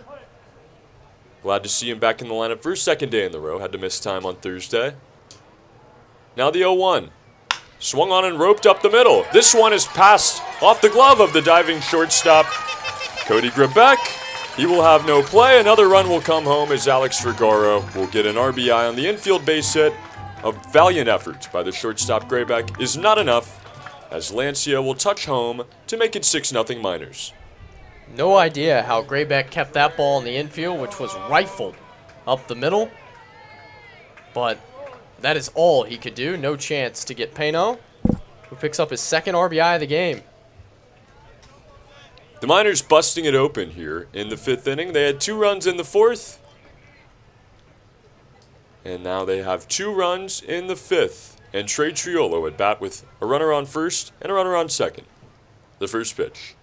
Fastball misses away. This team just jumps on you and will not let up once they get on a roll like this. Now Edwards uses the brush. Foot not good enough anymore. Keep in mind, the Miners can stretch this lead out even more. If you're ahead by 10 runs after 7, that's a win. Could see another run rule game here. Be the first one at home for the Miners. From the stretch, here's the pitch. Check swing. They're going to say he went, and it is strike number 1. 1-1. I like that little finger twirl by Edwards saying he went around. I know it. I'm calling it. Nabs Triolo on the strike call. 1-1. Here's the pitch. Swing and a miss. Big cut there from Triolo, who has a hit in this game. That came back in the 4th. Had a ground out in the 2nd. Tonight's designated hitter for the Miners. Down 1-2. 2 outs. Runners on first and second. Cirelli, followed up by Josh Pano.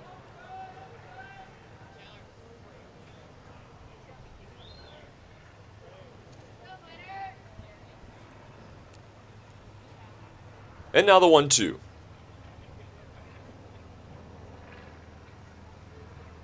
Swung on and lifted to right. A line drive is gonna get down.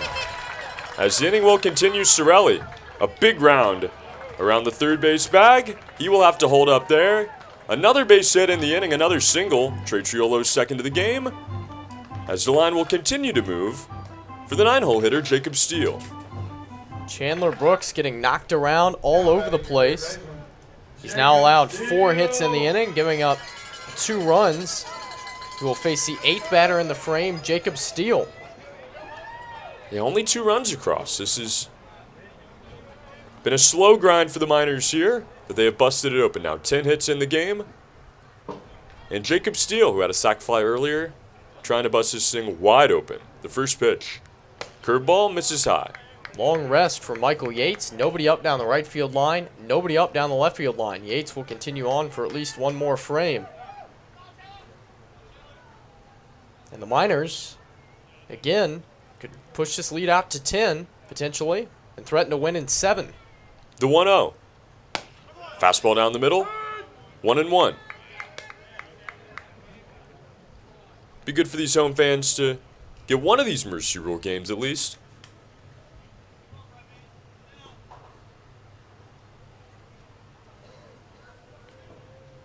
Now the 1-1. In the dirt, 2-1. Jacob Steele draws his share of walks as well. A walk here would mean another run in. I don't know, Trey. The last time we had a team dinner, we saw a run rule.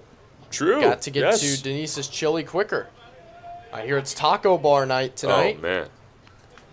We'll play 5 innings in. Let's get on the road, guys. 2-1. Misses high now 3-1.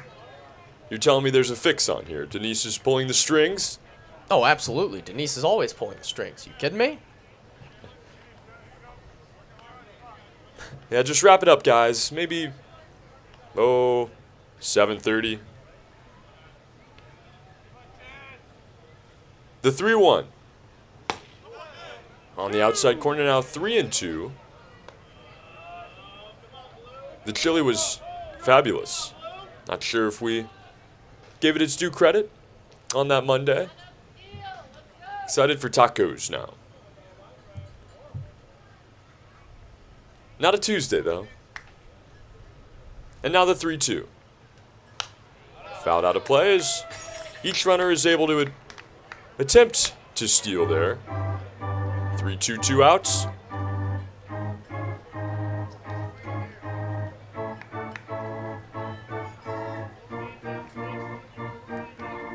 Miners just grinding this game out. Grinding at bats, collecting hits.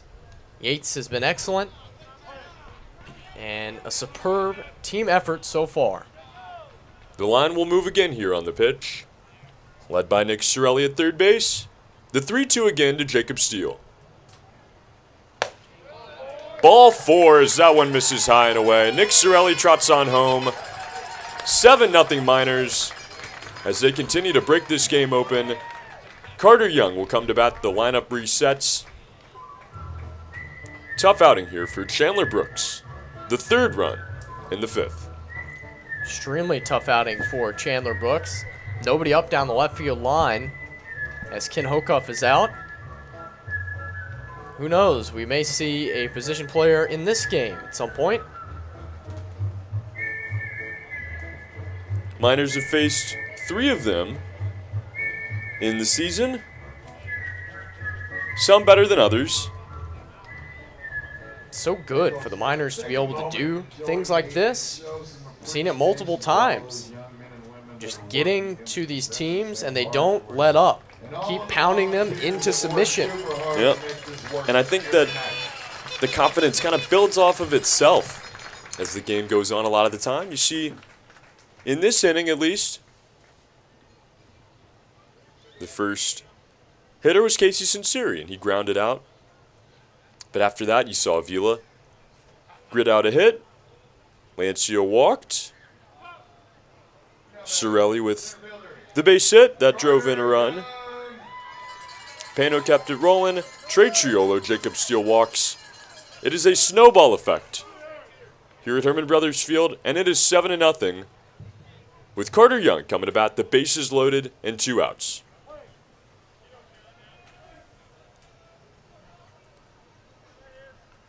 The first pitch. This one is swung on, rolled out to first. Fielded by Fesperman there. He will jog onto the bag. It is out number 3, the Miners. They tack on 3 runs here in the bottom of the 5th and lead it 7-0 as we head to the 6th inning. Don't go anywhere. You are watching Matsu Miners Baseball, presented to you by Napa Auto Parts.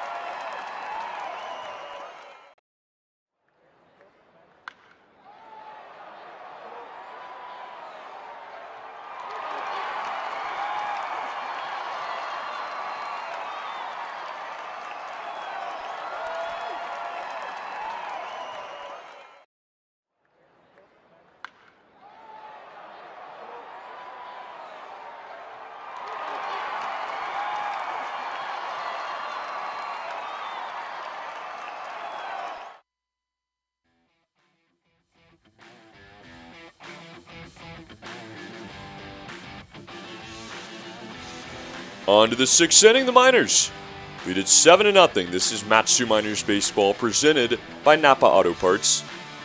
The Bucs will return to bat. Felt like a long wait there for Michael Yates, but he is back out as well, and I'm excited to see how long he can go in this game. Howie now into the 6th inning of this one, keeping this Anchorage team scoreless to this point.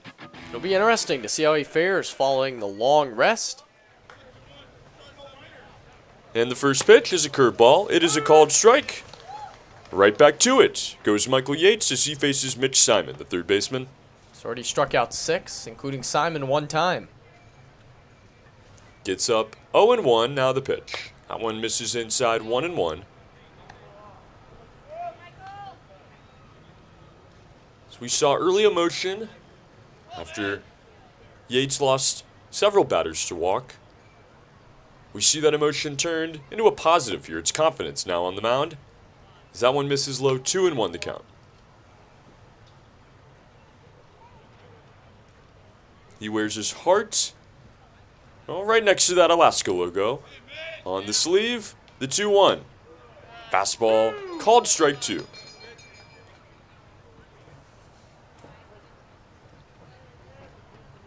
Miners will face the Bucs again tomorrow.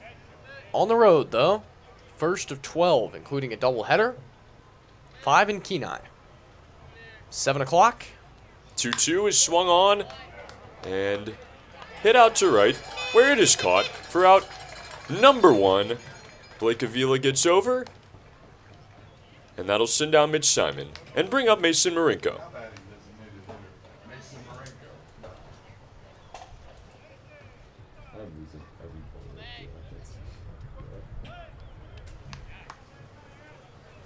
Marinko tonight will step in 0 for 2 at a ground out to second base in both of his at-bats, the first and the third inning. Now bats here in the 6th. The first pitch just misses high. Dropped down a good ways, but not quite enough.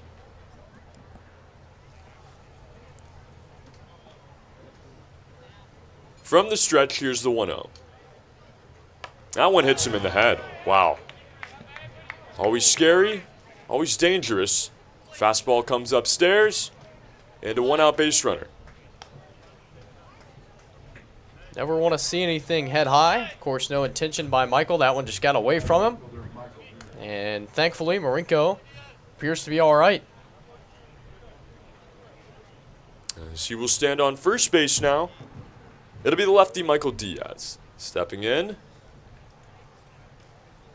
Struck out in the 4th. Start a little strikeout run for Michael Yates.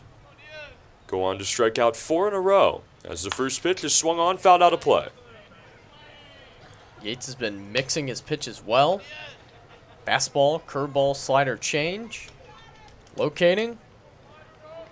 Mostly soft contact. All 3 hits singles. Excellent performance so far. The 0-1 a curveball misses low. It'll be 1-1.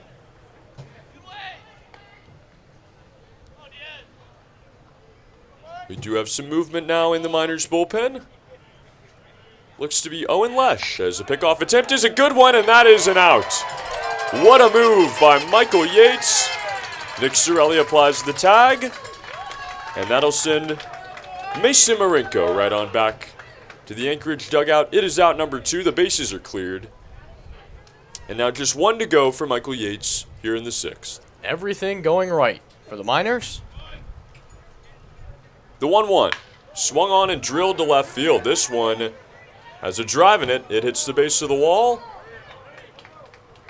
As Michael Diaz, a double with 2 outs here in the 6th, is life for Anchorage. But how big is that pickoff, Howie? Might have been a run there. It's a huge pickoff, as Marinko would at least be standing on third base.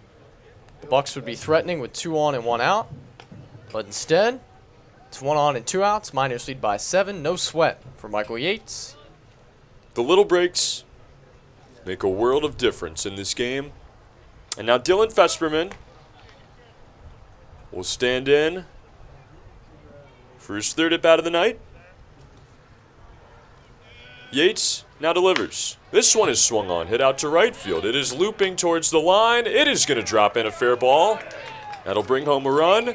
Fesperman chugs for second. He stands up there with a double, driving in Anchorage's first run of the game here with 2 outs in the 6th.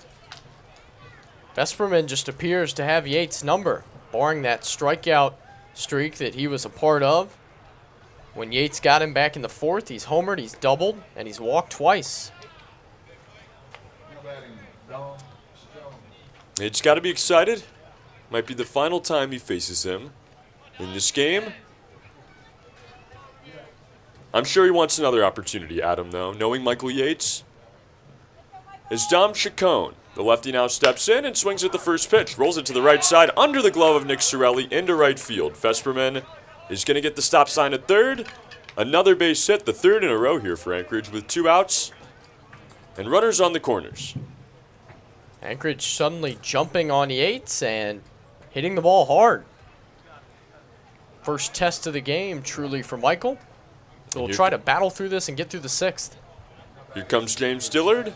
Steven Lancia, the catcher, out as well. Jacob Steele is going to come in to have a talk.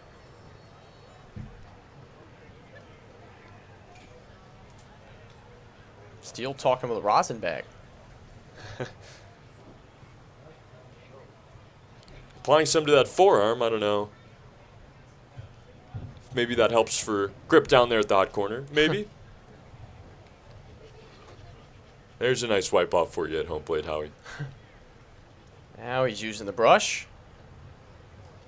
What do you think Dillard, James Dillard, the pitching coach there, said to Michael Yates?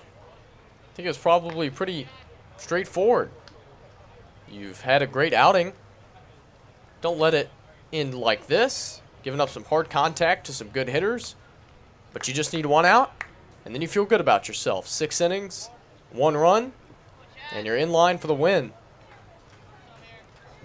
And he had just allowed 3 hits before this stretch here. Still 2 outs and runners on the corners. That'll bring up Chad Bourne. First pitch in the dirt, blocked up by Lancia. Runners will stay where they are. It's a good block by Steven to prevent a second Bucs run.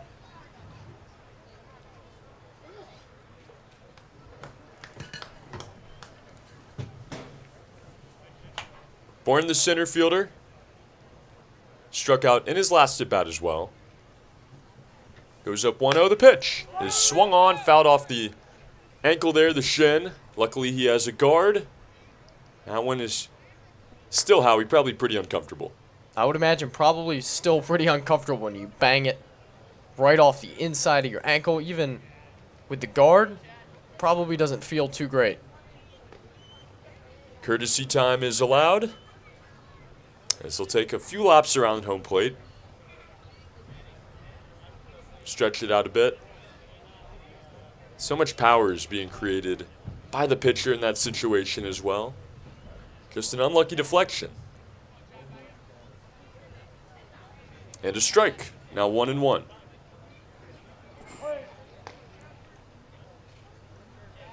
From the stretch, here's Yates.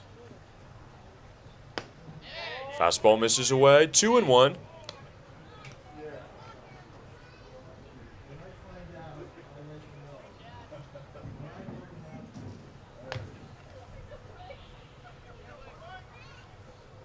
Looks like the runner now delivers. That fastball is going to miss high. 3-1. Painting right around the strike zone, but according to Mark Anthony Edwards, not quite close enough. Now a hitter's count for Bourne. The 3-2. Swung on and drilled out to third. Steele mishandles it. He's going to bobble it around, and everybody will be safe. Another run comes home as Dylan Festerman touches home plate. 7-2 on the fielding error from Steele. The first of the game for the Miners. And now a 2-run inning here in the 6th. It's a really tough error given up by Jacob Steele. It allows Festerman to come home from third, an unearned run. Error number 18 on the year for the Miners. And it keeps the inning alive for Derek Smith, who with one swing of the bat can get the Bucs right back into the game. They now have runners on first and second base in a 5-run game with 2 outs. Yates, the first pitch, is called strike 1.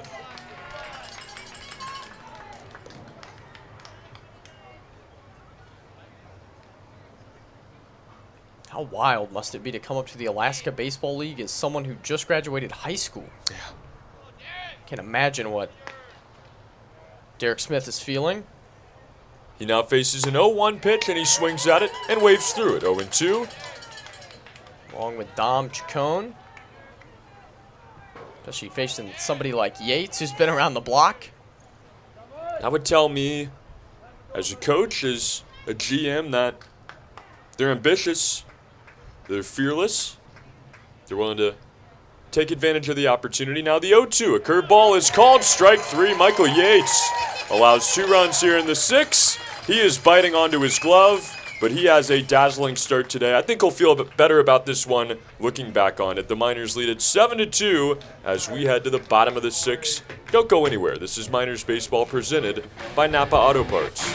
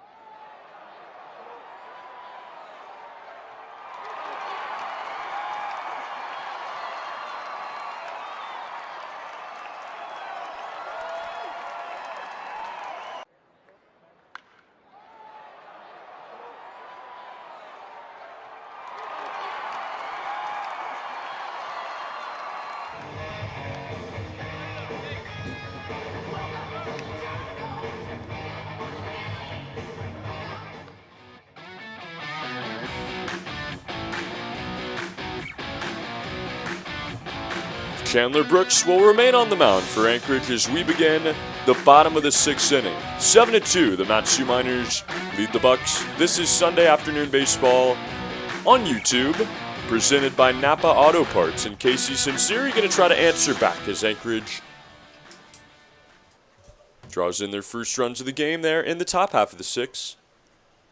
Now 7-2, the Miners lead it in the hit category, 10-6. We were even at 1 apiece as far as errors go. And the first pitch from Brooks misses high. Absolutely nothing to hang your head about. If you're Michael Yates, great performance. Now the 1-0, swung on and drilled to left field. A diving effort, well, leaning effort is not enough as that one rolls to the wall. Sinceri around first. He stands up at second, a leadoff double. I said it, Howie.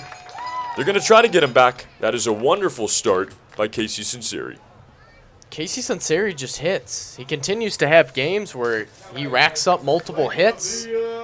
And you're just not surprised when he squares up a ball. In fact, you're probably surprised when he doesn't. Just hits everything hard and gets a lot of singles, a lot of doubles. That is his 5th two-bagger of the year. A couple of triples and a homer as well. It brings up the 3-hole hitter Blake Avila, who had a hit in his last at-bat. Heart of the lineup here for the Miners. And the first pitch to Avila. Swung on and drilled to right field. This ball is blasted as Dom Chacon will watch it fly. Blake Avila has hit another one. Hello, goodbye, 9-2 Miners. 2-run bomb off the bat of Blake Avila. He knew it. Chacon knew it. Everybody at Herman Brothers Field knew it. 4th homer of the year for Blake. And the Miners do get the runs right back, Trey. We say it here, it comes out there, as Blake Avila will swing the axe yet again, as he has done so all season long. 9-2 Miners. Steven Lancia now takes the ball. This team is just having so much fun, Howie. Every single game. 2 runs given up by Yates. No problem. We got you back. And a comfortable 7-run lead again. This one is swung on and fouled out of play. That'll make it 0-2. I believe 1-1. That's on my reading skills. Blake Avila always finds a way to stay in there, as that one is rope foul. 16 RBIs now for Avila. He's scored 12 times. 4th homer of the year. Leads the Miners by 2. Nick Sorelli with a couple. That one into the Scottish Highland Games. Now the 1-2 is swung on and fouled down the left field line again. Out of play. Trying to make sure Kyle Watson's awake down there. As he's going to take a step back. Always ducking and dodging. Doing a great job down there at third base. Now the 1-2 again. Swung on and popped up right side. A foul ball drifting towards the bullpen. It'll drop down. And we'll do the 1-2 again. And Blake Avila is not just hitting home runs, Howie. He's hitting, no doubt, bombs. That one was pummeled out near the scoreboard to the right of it. Way gone over both fences here. If you're not familiar, there's, of course, the fence that you can see. Then there is some roadway and then another fence. Trust me, it went past the second one. 0-2.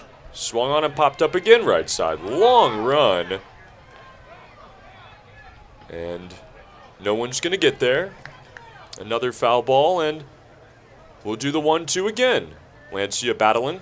And honestly, you joked about it being into the Scottish Highland Games, but literally, I think, into the Scottish Highland Games, because that's what the fence separates, the second one.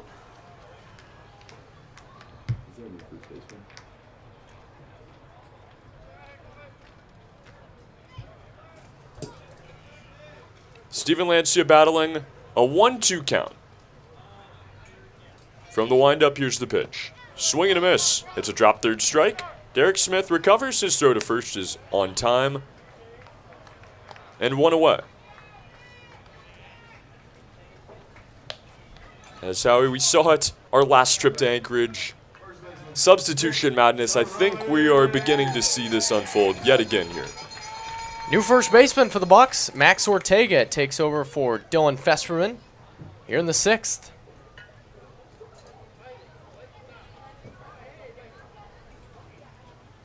As Nick Sorelli will swing and miss at the first pitch. That one, a curveball in the dirt, pulls the string on Sorelli 0-1. Fortunately for the Miners, the Bucs nowhere near taking over in the run column, which is what counts.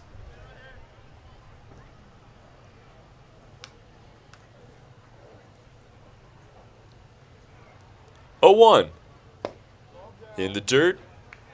Now 1-1 as we get the verbal call from Edwards.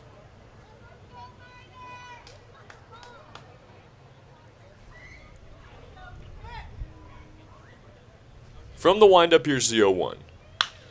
Swung on and drilled out a play. It'll be 1-2.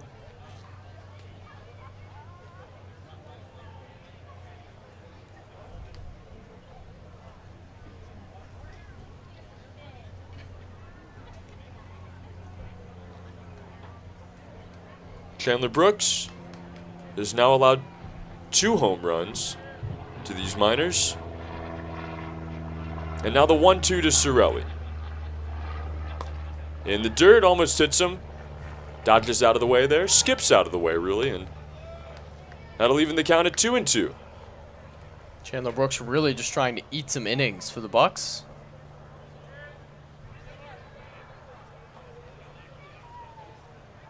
A bit of a rally there in the top of the 6th. They cut it to 7-2 as the 2-2 is swung on and rolled out to second base. That'll be Alex Champagne with it. His throw to first in time. It's out number 2. But Blake Avila answers right back with a long ball of his own. Alex Vergara. 9-2 we stand. And Alex Vergara, already with 1 home run in this game, will look to do it again.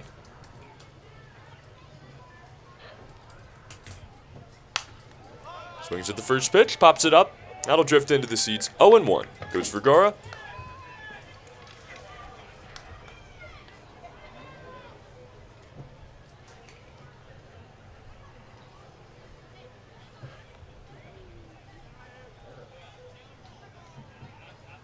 Brooks now working out of a modified windup will deliver strike number 2.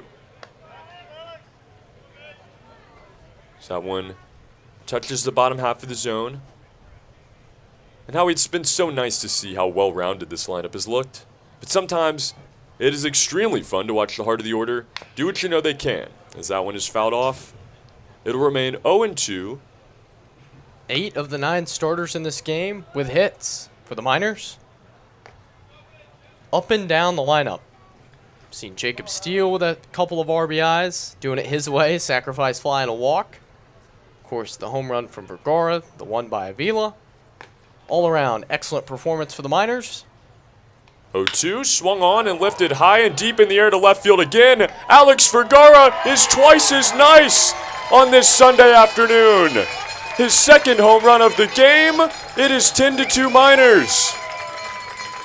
Do you believe it, Alex Vergara? Somebody's heating up. 2 home runs in the inning. 2 home runs for Alex Vergara. And 10 runs on the board for these Matsu Miners. It is a hit party here at Herman Brothers Field. RBI number 11, run number 7 this time for Vergara, who's hit 2 home runs. Espino will stand in now, following a home run for the second time in this game. Takes the ball to start 1-0, and on an 0-2 pitch, Howie, Alex Vergara goes deep. Now the 1-0, swung on, hit out to second. On one hop, it is backhanded. Champagne throws it to first. It is out number 3, but fireworks are lit here in the 6th inning. The Miners, well, they score 3 runs off of 2 home runs and expand this lead to 8. Now 10-2 as we head to the 7th inning. Don't go anywhere. You are watching Matsu Miners Baseball, presented by Napa Auto Parts.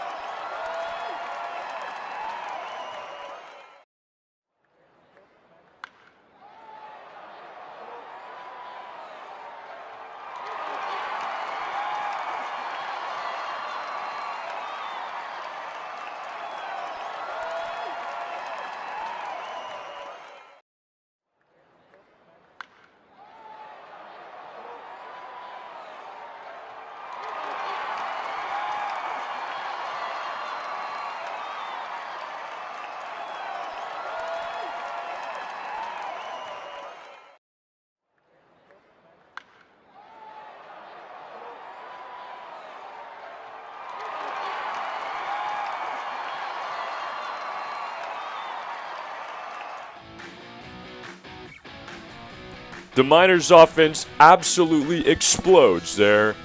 In the bottom of the 6th, as I now turn it back over to Howie Boxley to take you through the final 3 innings of this game. Thanks so much, Trey. New pitcher for the Miners, Owen Lesh, pumps over a strike to Cody Graybeck. I'll do my best to bring as many fireworks as you did, but no promises. 3 home runs, and an excellent game for the Miners, who lead 10-2.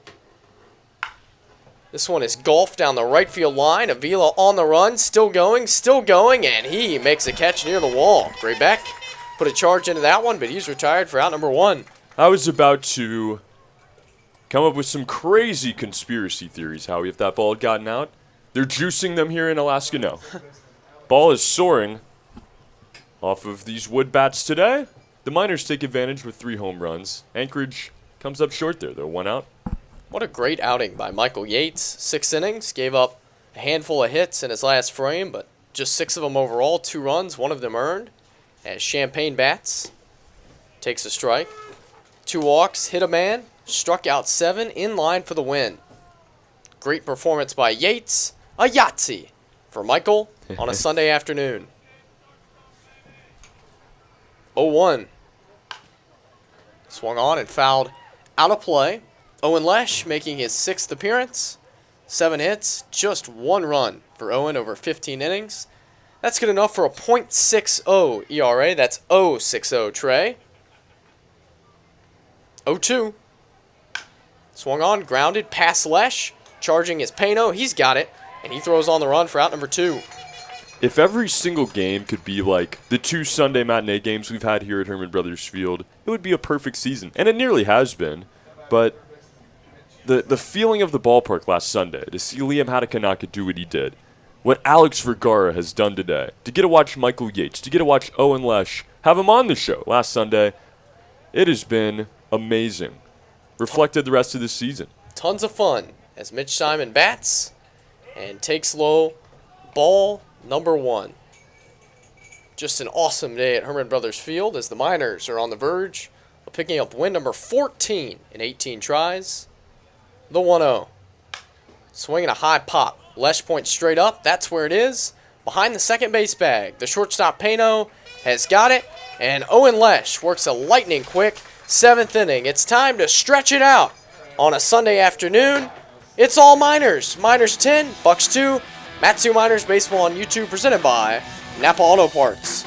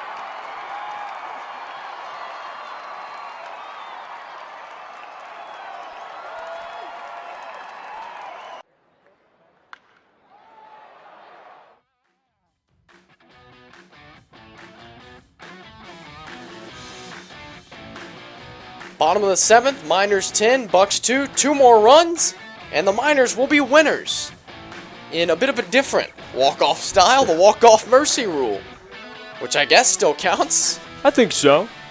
Why Maybe not? no Gatorade necessary there, I guess, but I think you win in your last at bat. Counts in my book. Trey you're Triolo's walking 2 for off the 3. field. Yeah. Chandler Brooks is trying to labor through the rest of this game, as he has been beaten and battered for 6 Miners runs through 2 innings. 1-0. Nowhere near. 2-0. Finally some tossing down the left field line. It's a lefty. And I think it is Brad Mullen. Yep, could tell by the delivery. 1-0. Called a corner. The first 3-run home run game of the season for the Miners. Just adding to the list of what has made this game so wonderful to watch today. 1-1 to Trey Triolo. Check to swing. Took a ball out.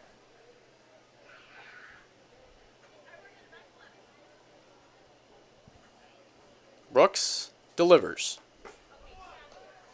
Caught a corner. 2 strikes now on Triolo. Sure to stick around after the game when we will be joined by somebody in the Miners organization. Yeah. It's always fun. Payoff pitch to Triolo. Swing and a grounder out to second. Alex Champagne has that. Throws out Triolo for out number 1. A lot of ground balls to second base today for both teams. Just kind of stuck out to me. There has been. Double play to Champagne in the first. Another ground out in the second. Another one in the third. That's a little bit scary. One almost each inning for Champagne, who has one last inning and now this inning. Jacob Steele bats the pitch. Something off speed that darted too far downstairs below Steele's knees for ball 1. And only 2 multi-home run games this season, both on Sundays now. Offensive explosion for the Miners, as this one has popped up. Foul territory. Derek Smith and Chandler Brooks will give it a check, but it's over our heads and out of play. But that isn't, that hasn't even been the name of the game for this team. They've launched the ball, yes, but they've dominated teams by finding gaps and drawing walks, being aggressive on the base pass, bunting the ball. They've done everything correctly on offense. The home runs, they're fun to watch, but I think it's just the icing on the cake. 1-1 to Jacob Steele. Good pitch, strike 2. That's the way you have to do it in this league. I'm sorry. You can try to put together a bunch of big boppers and hit home runs, but I don't think it's going to work. The ball doesn't carry very much. In Alaska, it's wooden bats with collegiate players that aren't used to them. And if you try to win the game with home runs, I think you have gone off course. And I probably won't win too many of them. Trying to win the game with half-court shots in basketball, I think, is the equivalent. 1-2 pitch. Swing and a miss. Ball in the dirt. Jacob Steele will be pegged 2-3. A rare strikeout for Jacob. Only his 4th of the year. 2 outs here in the 7th. Hey, you don't see that too often. Steele trying to make it happen there. Sometimes quick outs in this situation where you're up 10-2. You have a new pitcher on the mound. You just had an extremely quick inning in the top of the 7th. Maybe not the worst thing to get him right back out there. Carter Young will try to join the hit party. Only Miner without one today. Swings and fouls this one off to the left side. And for a guy that has been collecting so many multi-hit games recently, they gave him the day off. We got you, Carter. We'll pick you up. Save them for tomorrow in Anchorage. That's what I'll tell you. 0-1. Swinging another pop-up.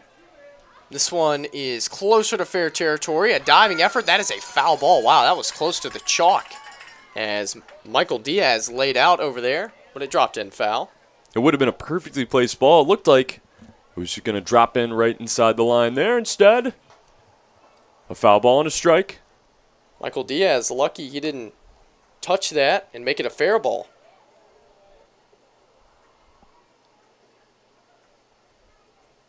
Sunseri will hand his teammate Carter Young his bat. Tell him to join the hit party. Yeah. As Casey certainly has. He's got a couple of them. Single and a double. Carter with a deep breath in a 10-2 game. All Miners on RC Detail Day. The 0-2 bounces up there. We know our friend Robbie has something to do with this. Oh, yeah. It's not just a coincidence that the Miners are up 10-2 on RC Detail Day. This is what happens when you go on and get 10% off. Good things. 1-2. Fouled straight back. Direct correlation. 10% off. The Miners score 10 runs. Yeah. He should have waited and acted like they needed to score the 10 runs for people to get the discount. Now a phenomenal deal. Go take advantage immediately. 1-2. Bounces up there again. 2 balls, 2 strikes. That was always the worst growing up. I would go to Clemson basketball games, and I think the number was 68 that they had to score to get free Taco Bell. Always came up short. 2-2. Fouled away again. Well, that's what happens when you're counting on Clemson to do something for you. Yes. Some talented teams back in the mid-2000s. Another 2-2 to Young. Swinging a ground ball out to first. New first baseman Cam McGee has that easy step on the pillow. And a much-needed 1-2-3 frame for Chandler Brooks. It's all Miners. We're through 7 complete. Miners 10, Bucs 2, as you watch Matsu Miners Baseball on YouTube, presented by Napa Auto Parts.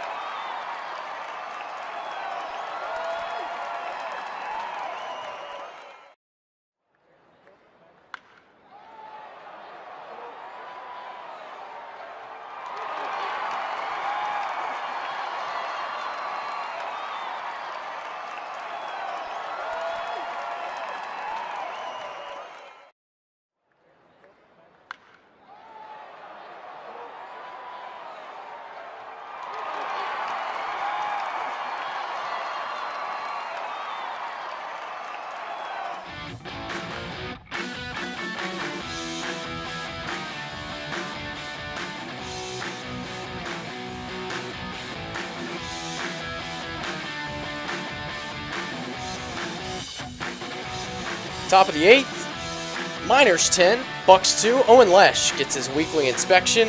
He checks out just fine. 3 up, 3 down on a handful of pitches for Owen. And now, a huge opportunity for CJ Hood in an 8-run game. CJ didn't look great his last time out. Only made it through 1 inning and allowed 4 runs. But, Trey, this is a huge opportunity for the right-hander. I love CJ Hood. I love CJ Hood's stuff. It is awesome. When he locates, when he has some consistency, he is one of the best pitchers in this league. Not just on the team, in this league. Let's see if we get to watch it today.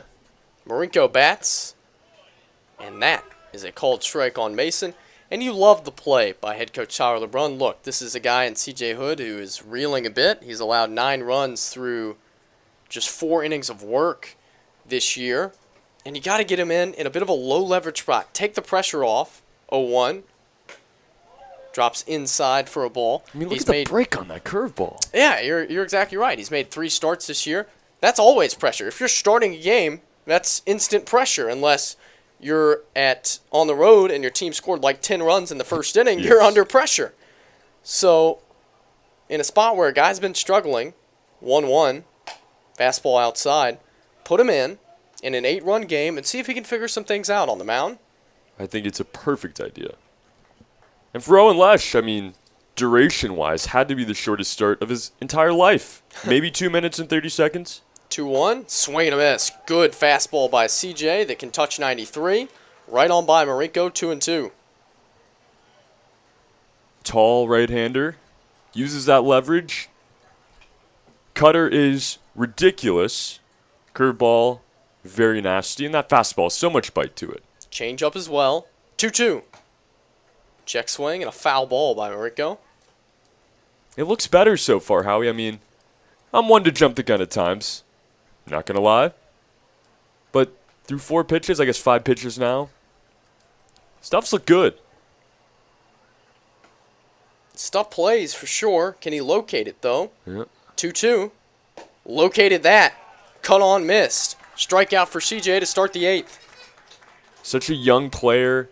Just needs some confidence. And appearances like this where there's no pressure, like you said, Howie, where he can come in with 8 runs to give, get these strikeouts. It's huge for his confidence. Michael Diaz will be the batter. Diaz, 1 for 3 with a double and a run scored. Right on left, the pitch. Spiked that fastball. Just some mechanical issues that CJ is trying to work through. He's trying to work his way into a starter role at the University of Nebraska. So he's working from the windup, whereas he's used to working from the stretch.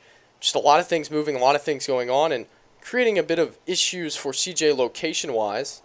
1-0. Misses downstairs, 2-0. Forget about the University of Nebraska. This guy could be starting for the Omaha Royals tomorrow. If he could locate, he has it. He's got to bring it up a little bit here. 2-0. Swing and a fly ball hit well down the right field line. Avila chasing it on the run. He is not going to get there. It drops in. It's a foul ball.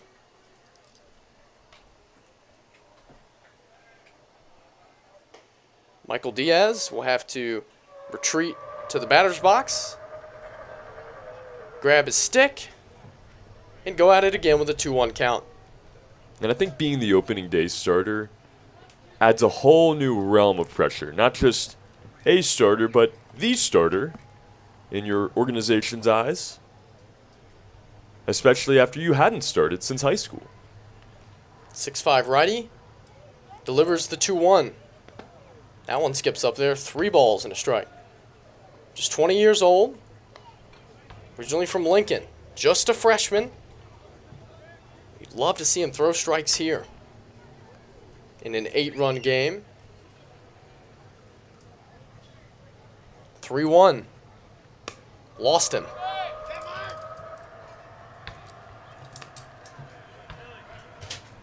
Let's see how he can bounce back here. A walkout.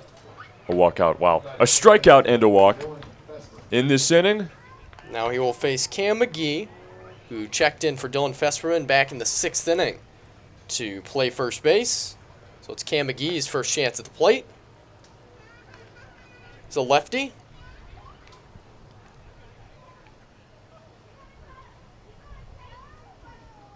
Runner on first, modest lead. Cirelli doesn't care about him, doesn't hold him on.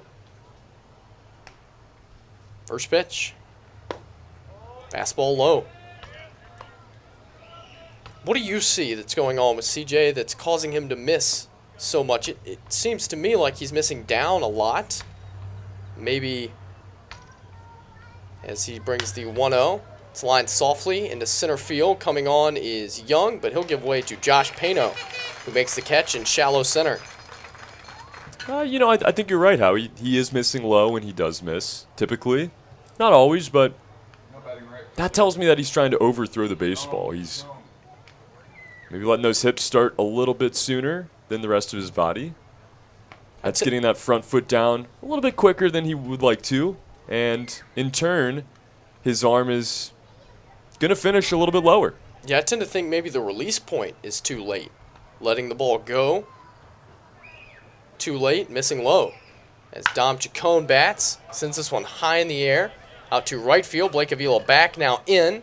And he makes the catch on the run for out number 3. Not bad for CJ Hood. He gives up a walk, nothing else. To the bottom of the 8th we go. Miners 10, Bucs 2. As you watch Matsu Miners Baseball on YouTube, presented by Napa Auto Parts.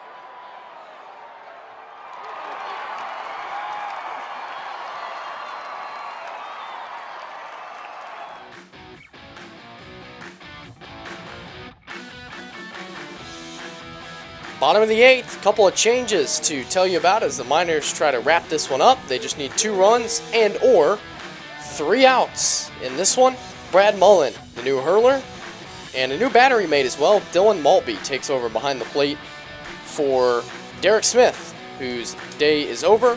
Mullen versus Sunseri, and the first pitch is grounded out to second. Still Alex Champagne out there, and he's been busy. Fires out Sunseri for out number 1. Trey, 6 innings for Alex Champagne where he's fielded at least 1 ground ball. It is unbelievable how many ground balls we've seen to second base today, not just for the Miners, for the Bucs as well. There's a vacuum out there. Quick out for Brad Mullen, who hails from Gonzaga University, 6'3", 215, takes over for Chandler Brooks, who gave up a lot. 3 innings, 7 hits, 6 runs, all earned, 2 walks, 3 strikeouts, a couple of homers as well. Charge to Brooks as Blake Avila bats. He's responsible for one of those home runs. A missile over the right field wall, takes a strike. And only 1 double play turned by that middle infield. Came back in the first inning off the bat of Avila. 13th grounded into by the Miners. The 0-1. Good pitch, crossfire action that caught the plate. 0-2. Yeah, Mullen kind of sets that up with his delivery. A little bit unusual. It's noisy, it's big.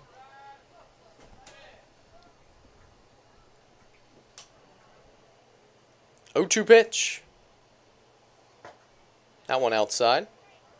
Did you expect anything less from Mullen from Chino Hills, California? It is fitting, yes. Chino Hills, one of the nicest neighborhoods in America. The hometown of Lonzo, LaMelo, LiAngelo Ball. 1-2. Swinging a ground ball, right side. That one's going to be misplayed by Cam McGee in the hole. Skips into right field. E3 allows Avila to reach first. Alex Champagne's saying, hey, man, I've taken 150 of these things today. You can let that one go. I got it. Feels like it. Stephen Lancia will bat. He's 1 for 3 in the game. Scored twice. Again, the run rule is 10. Lancia represents the winning run here in the 8th. Be quite the odd way to win it. Nathan Rose on deck. He would hit for Nick Sorelli. First pitch to Steven. Stays high, ball 1. It would be a walk-off home run, the first of the season, if we're considering it that. We will take it. 1-0 pitch to Lancia. Swing and a miss. Good pitch by Mullen. Evens the count.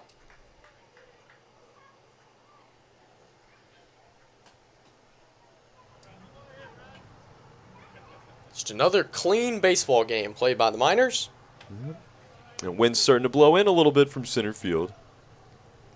1-1. Check swing. Couldn't stop himself, says Connor Lindsay. 2 strikes now.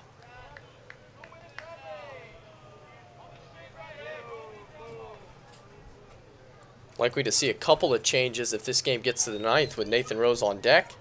He would pinch hit for Sorelli, and you'd likely see Cade Manning take over at the first base bag. Rose could stay in as well. We'll have to see. 1-2. Swing and a miss. Good pitch by Mullen. 2 outs now in the 8th. Yeah, this is where you can try things. You can get a little bit more loose with it. I may stick Cade Manning at third base in this situation. Don't know if that's going to happen. Probably not. But both Rose and Manning looking like they're going to get their chance in some form or fashion here. Nathan Rose bats now. Vergara stands on deck. Avila on first. 10-2 Miners. 8th inning. First pitch is a strike called. Heck, in this situation, Tyler LeBrun might put you at third if you don't quit bugging him about it. Well, I'd like to try it out. Hot corner.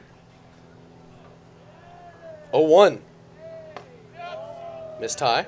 I guess we can ask our friend Calvin Johnson about what that's like. Missed Calvin yesterday. Yeah. Wasn't in town for the Chugiak win. A rarity. 1-1. Rose went around. That ball is off the glove of the new catcher Maltby and an easy 90 feet for Avila on the pass ball. Things getting a bit sloppy here in the 8th inning. They are, and got to give credit to Mark Anthony Edwards for staying in there, keeping the cyclone he went around call with the index finger going, and I have to say, Howie, big fan of the way he calls strikes. Gives you the index finger out with the thumb up. Very clean. He's done a great job, along with Lindsey and Palmer. 1-2 pitch from Mullen. Blocked up nicely by Maltby this time. Would that be your go-to if you were one of the men in blue? Oh, yeah. Exactly how he's doing it. Even through the called strike 3, I think it's perfect. I agree. I always get confused by the guys who call strikes by holding up a fist. Yeah, That's an out. Not it. 2-2. High ball 3. I just don't think strike. You know, there's probably some kind of unknown system about how to do it. A lot of it's preference, of course. Maybe you're supposed to give a fist for an off-speed strike? I don't know. 3-2. Fouled away. A swinging strike? If Rose can reach, Alex Vergara, the multi-homer man, would bat for the 5th time and have a chance for the trifecta.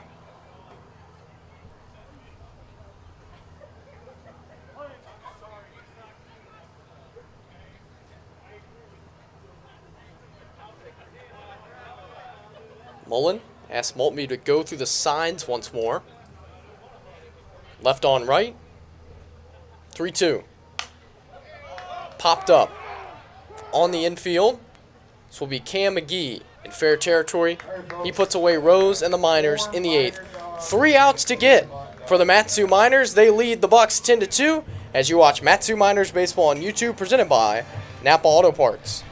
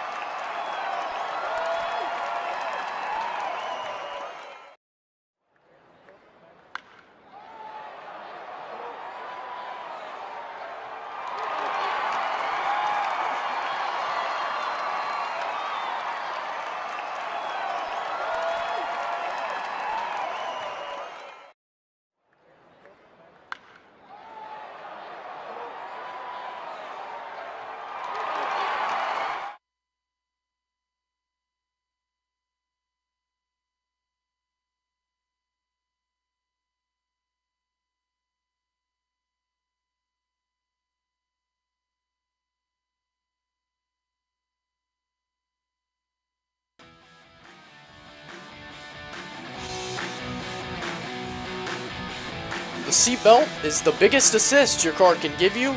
Be a team player. Wear your seatbelt. Arrive alive. This message brought to you by the Alaska Highway Safety Office. And head coach Tyler LeBrun brings us a few defensive changes. Nathan Rose pinch hit for Nick Sorelli. In the bottom of the 8th, he takes over at second base as CJ Hood brings the first pitch to Chad Bourne. So it's Rose in at second. Sinceri moves from second to left. Vergara moves from left to right. Avila from right to first. 4 changes. Nick Sorelli, of course, out of the game. Pitch to Chad Bourne. Did it clip him on the way by? Guess not. Just a ball. 3 outs anyway, you can do it, but for CJ Hood, another chance to work on things, get live game experience. 1-1. Yanked off the plate. Pretty good 8th inning for CJ. Did allow a 1-out walk, but nothing else. Hoping that car ride is speeding up a little bit for the Hood family as their son CJ getting the chance here again in the 9th. Good pitch that time. Called strike over the outside corner. The location has definitely been better today, Howie. The stuff has been popping the mitt. This is confidence building. 2-2. Swinging a shot foul. This feels like a confidence-building game for everybody. Miners have scored 10 times on 13 hits in this game. Lead by 8, as the Bucs have only been able to manage 2 runs on 6 hits. 1 error for both teams. Another 2-2. Swing and a miss. That was filthy. Good slider by CJ Hood. No chance for Chad Bourne. 1 out. That is just unhittable. That ball starts at the letters, and in the span of a foot, maybe a foot, drops to the ankles. How can you even attempt to hit that ball? Chad Bourne hardly even trying, quite frankly, as he's set up and down. Batter now is Dylan Maltby, who took over the catching duties in the bottom of the 8th for Derek Smith.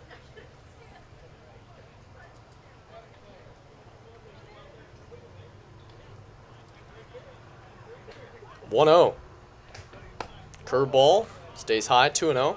You can hear a couple oohs and ahs in the stands as they just watch that curveball bend in there. And you know, we got Ben Boulware, Cody Boulware. 2-0, right there, a strike. Watching the show tonight from Bomb Bats. And getting in the comment section, Alex has been swinging the bomb all week. So I would say the Bomb Bats have been doing well. I agree. Alex Vergara has been going crazy this week. Today, to cap it off, 2-1. Down low, 3-1. It has been bombs away in Palmer AK. off the Bomb Bats. 2 outs to get for Matsu as they look to improve to 14-4. Drop the Bucs to 7-10. The 3-1. Nowhere near. That is frustrating for CJ in an 8-run game. Can't locate. Second walk so far. We saw this in the 8th, a strikeout to start, and then a walk, and he bounced back nicely. Consistency. How can you continue to locate if you're CJ Hood? We know this stuff is there. It has been jaw-dropping so far today, but you have to locate. CJ Hood does everything else perfectly. Back to the top of the order, Cody Graybeck.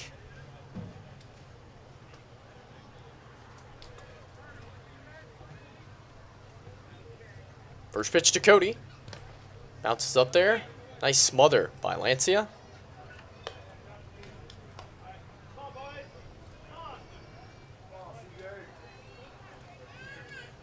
One ground ball away from ending things on a Sunday afternoon as we approach 7 o'clock local time, 11 o'clock East Coast.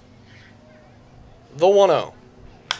Swinging a drive out to left field. Casey Sunseri, the new left fielder, over to his right. Glasses gleaming, and he makes the play. The Miners are an out away here in the 9th. That's what you like to see there. A nice bounce-back pitch. Attacks the zone. Isn't afraid to throw that fastball in the same spot he missed on the 3-1 count there, and gets an out of it. Last hope for the Bucs, Alex Champagne, who has a 1-for-4 afternoon thus far. Hood checks on Maltby, and now brings it to Alex. Swinging a foul ball. Champagne, perhaps the busiest man on the diamond this afternoon. Baseball magnet out there at the second base bag. Had a ball hit to him in 6 of the 8 frames that his team was on defense. CJ sets at the belt and brings the 0-1. Tried a curveball. Missed way outside with it, 1-1. That's got to be hard to catch. If you're Steven Lancey, it just breaks so much at the last minute.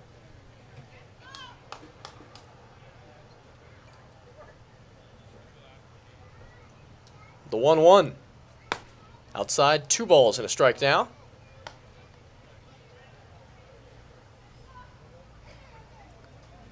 Blake Avila's dad hopping in here, saying Blake's been doing his damage with the bomb as well. He loves it, for good reason. Hit a monster bomb today. 2-1, swung on it, rifled right into the glove of Blake Avila. How fitting is that? Avila makes the catch to end the game. The Miners win 10-2 and pick up win number 14 on the year. They are Alaska's best right now. This team is playing at such a high level. They lose 2 in a row and respond with this effort today as they dominate the Bucs. 10-2, Howie. We might be on the verge of another streak. There might be another streak brewing in Matsu as the Miners pick up win number 14. Trey, I'll leave it up to you. Tons of people to pick from. Who is your player of the game? I've never gone back-to-back days with the same player, Howie, but I have to. Alex Vergara, this is an easy one. I think the color guy gets the first pick in here. It is always easy when you have home runs. How about 2 of them? Alex Vergara dominating the baseball today. So he gets the Miners to this big victory. Who do you have? You give me 2 home runs, I raise you 4 on the season, and the guy who caught the last out, his dad's here, Blake Avila. Come on now. Yep. His 4th home run of the year, a bomb to right field. One of 3 home runs on the day for the Miners as they defeat the Bucs 10-2. The Bucs scored 2 times, 6 hits, 1 error, 9 men left for the visitors, 10 runs, 13 hits, 1 error, 7 men left for the Miners. Michael Yates picks up the win. He's now 2-0 on the year. Josh Hansel takes the loss. Time of game, 2 hours, 50 minutes. Don't go anywhere. We'll have a post-game interview with a Matsu Miner. You don't want to miss it. The Miners are 14-4, and they've started streak number 3. Stick around.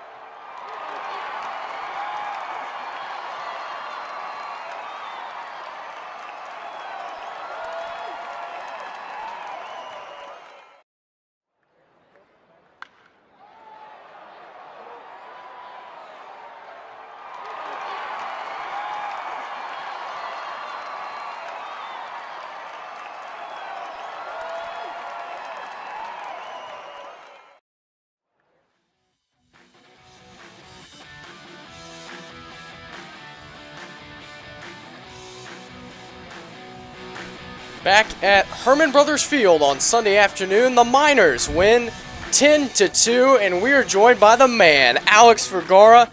2 home run game, man. How are you feeling after the victory? I'm feeling good. I'm feeling really good. This was a huge game for us. We lost yesterday and wanted to come out and win a ball game. So, luckily the pitching was really good. Offense was on it, so it was a good win for us. Alex, talk about this last week. Oh, my God. Your bat has been on fire. 2 home runs today. What has been going right out there?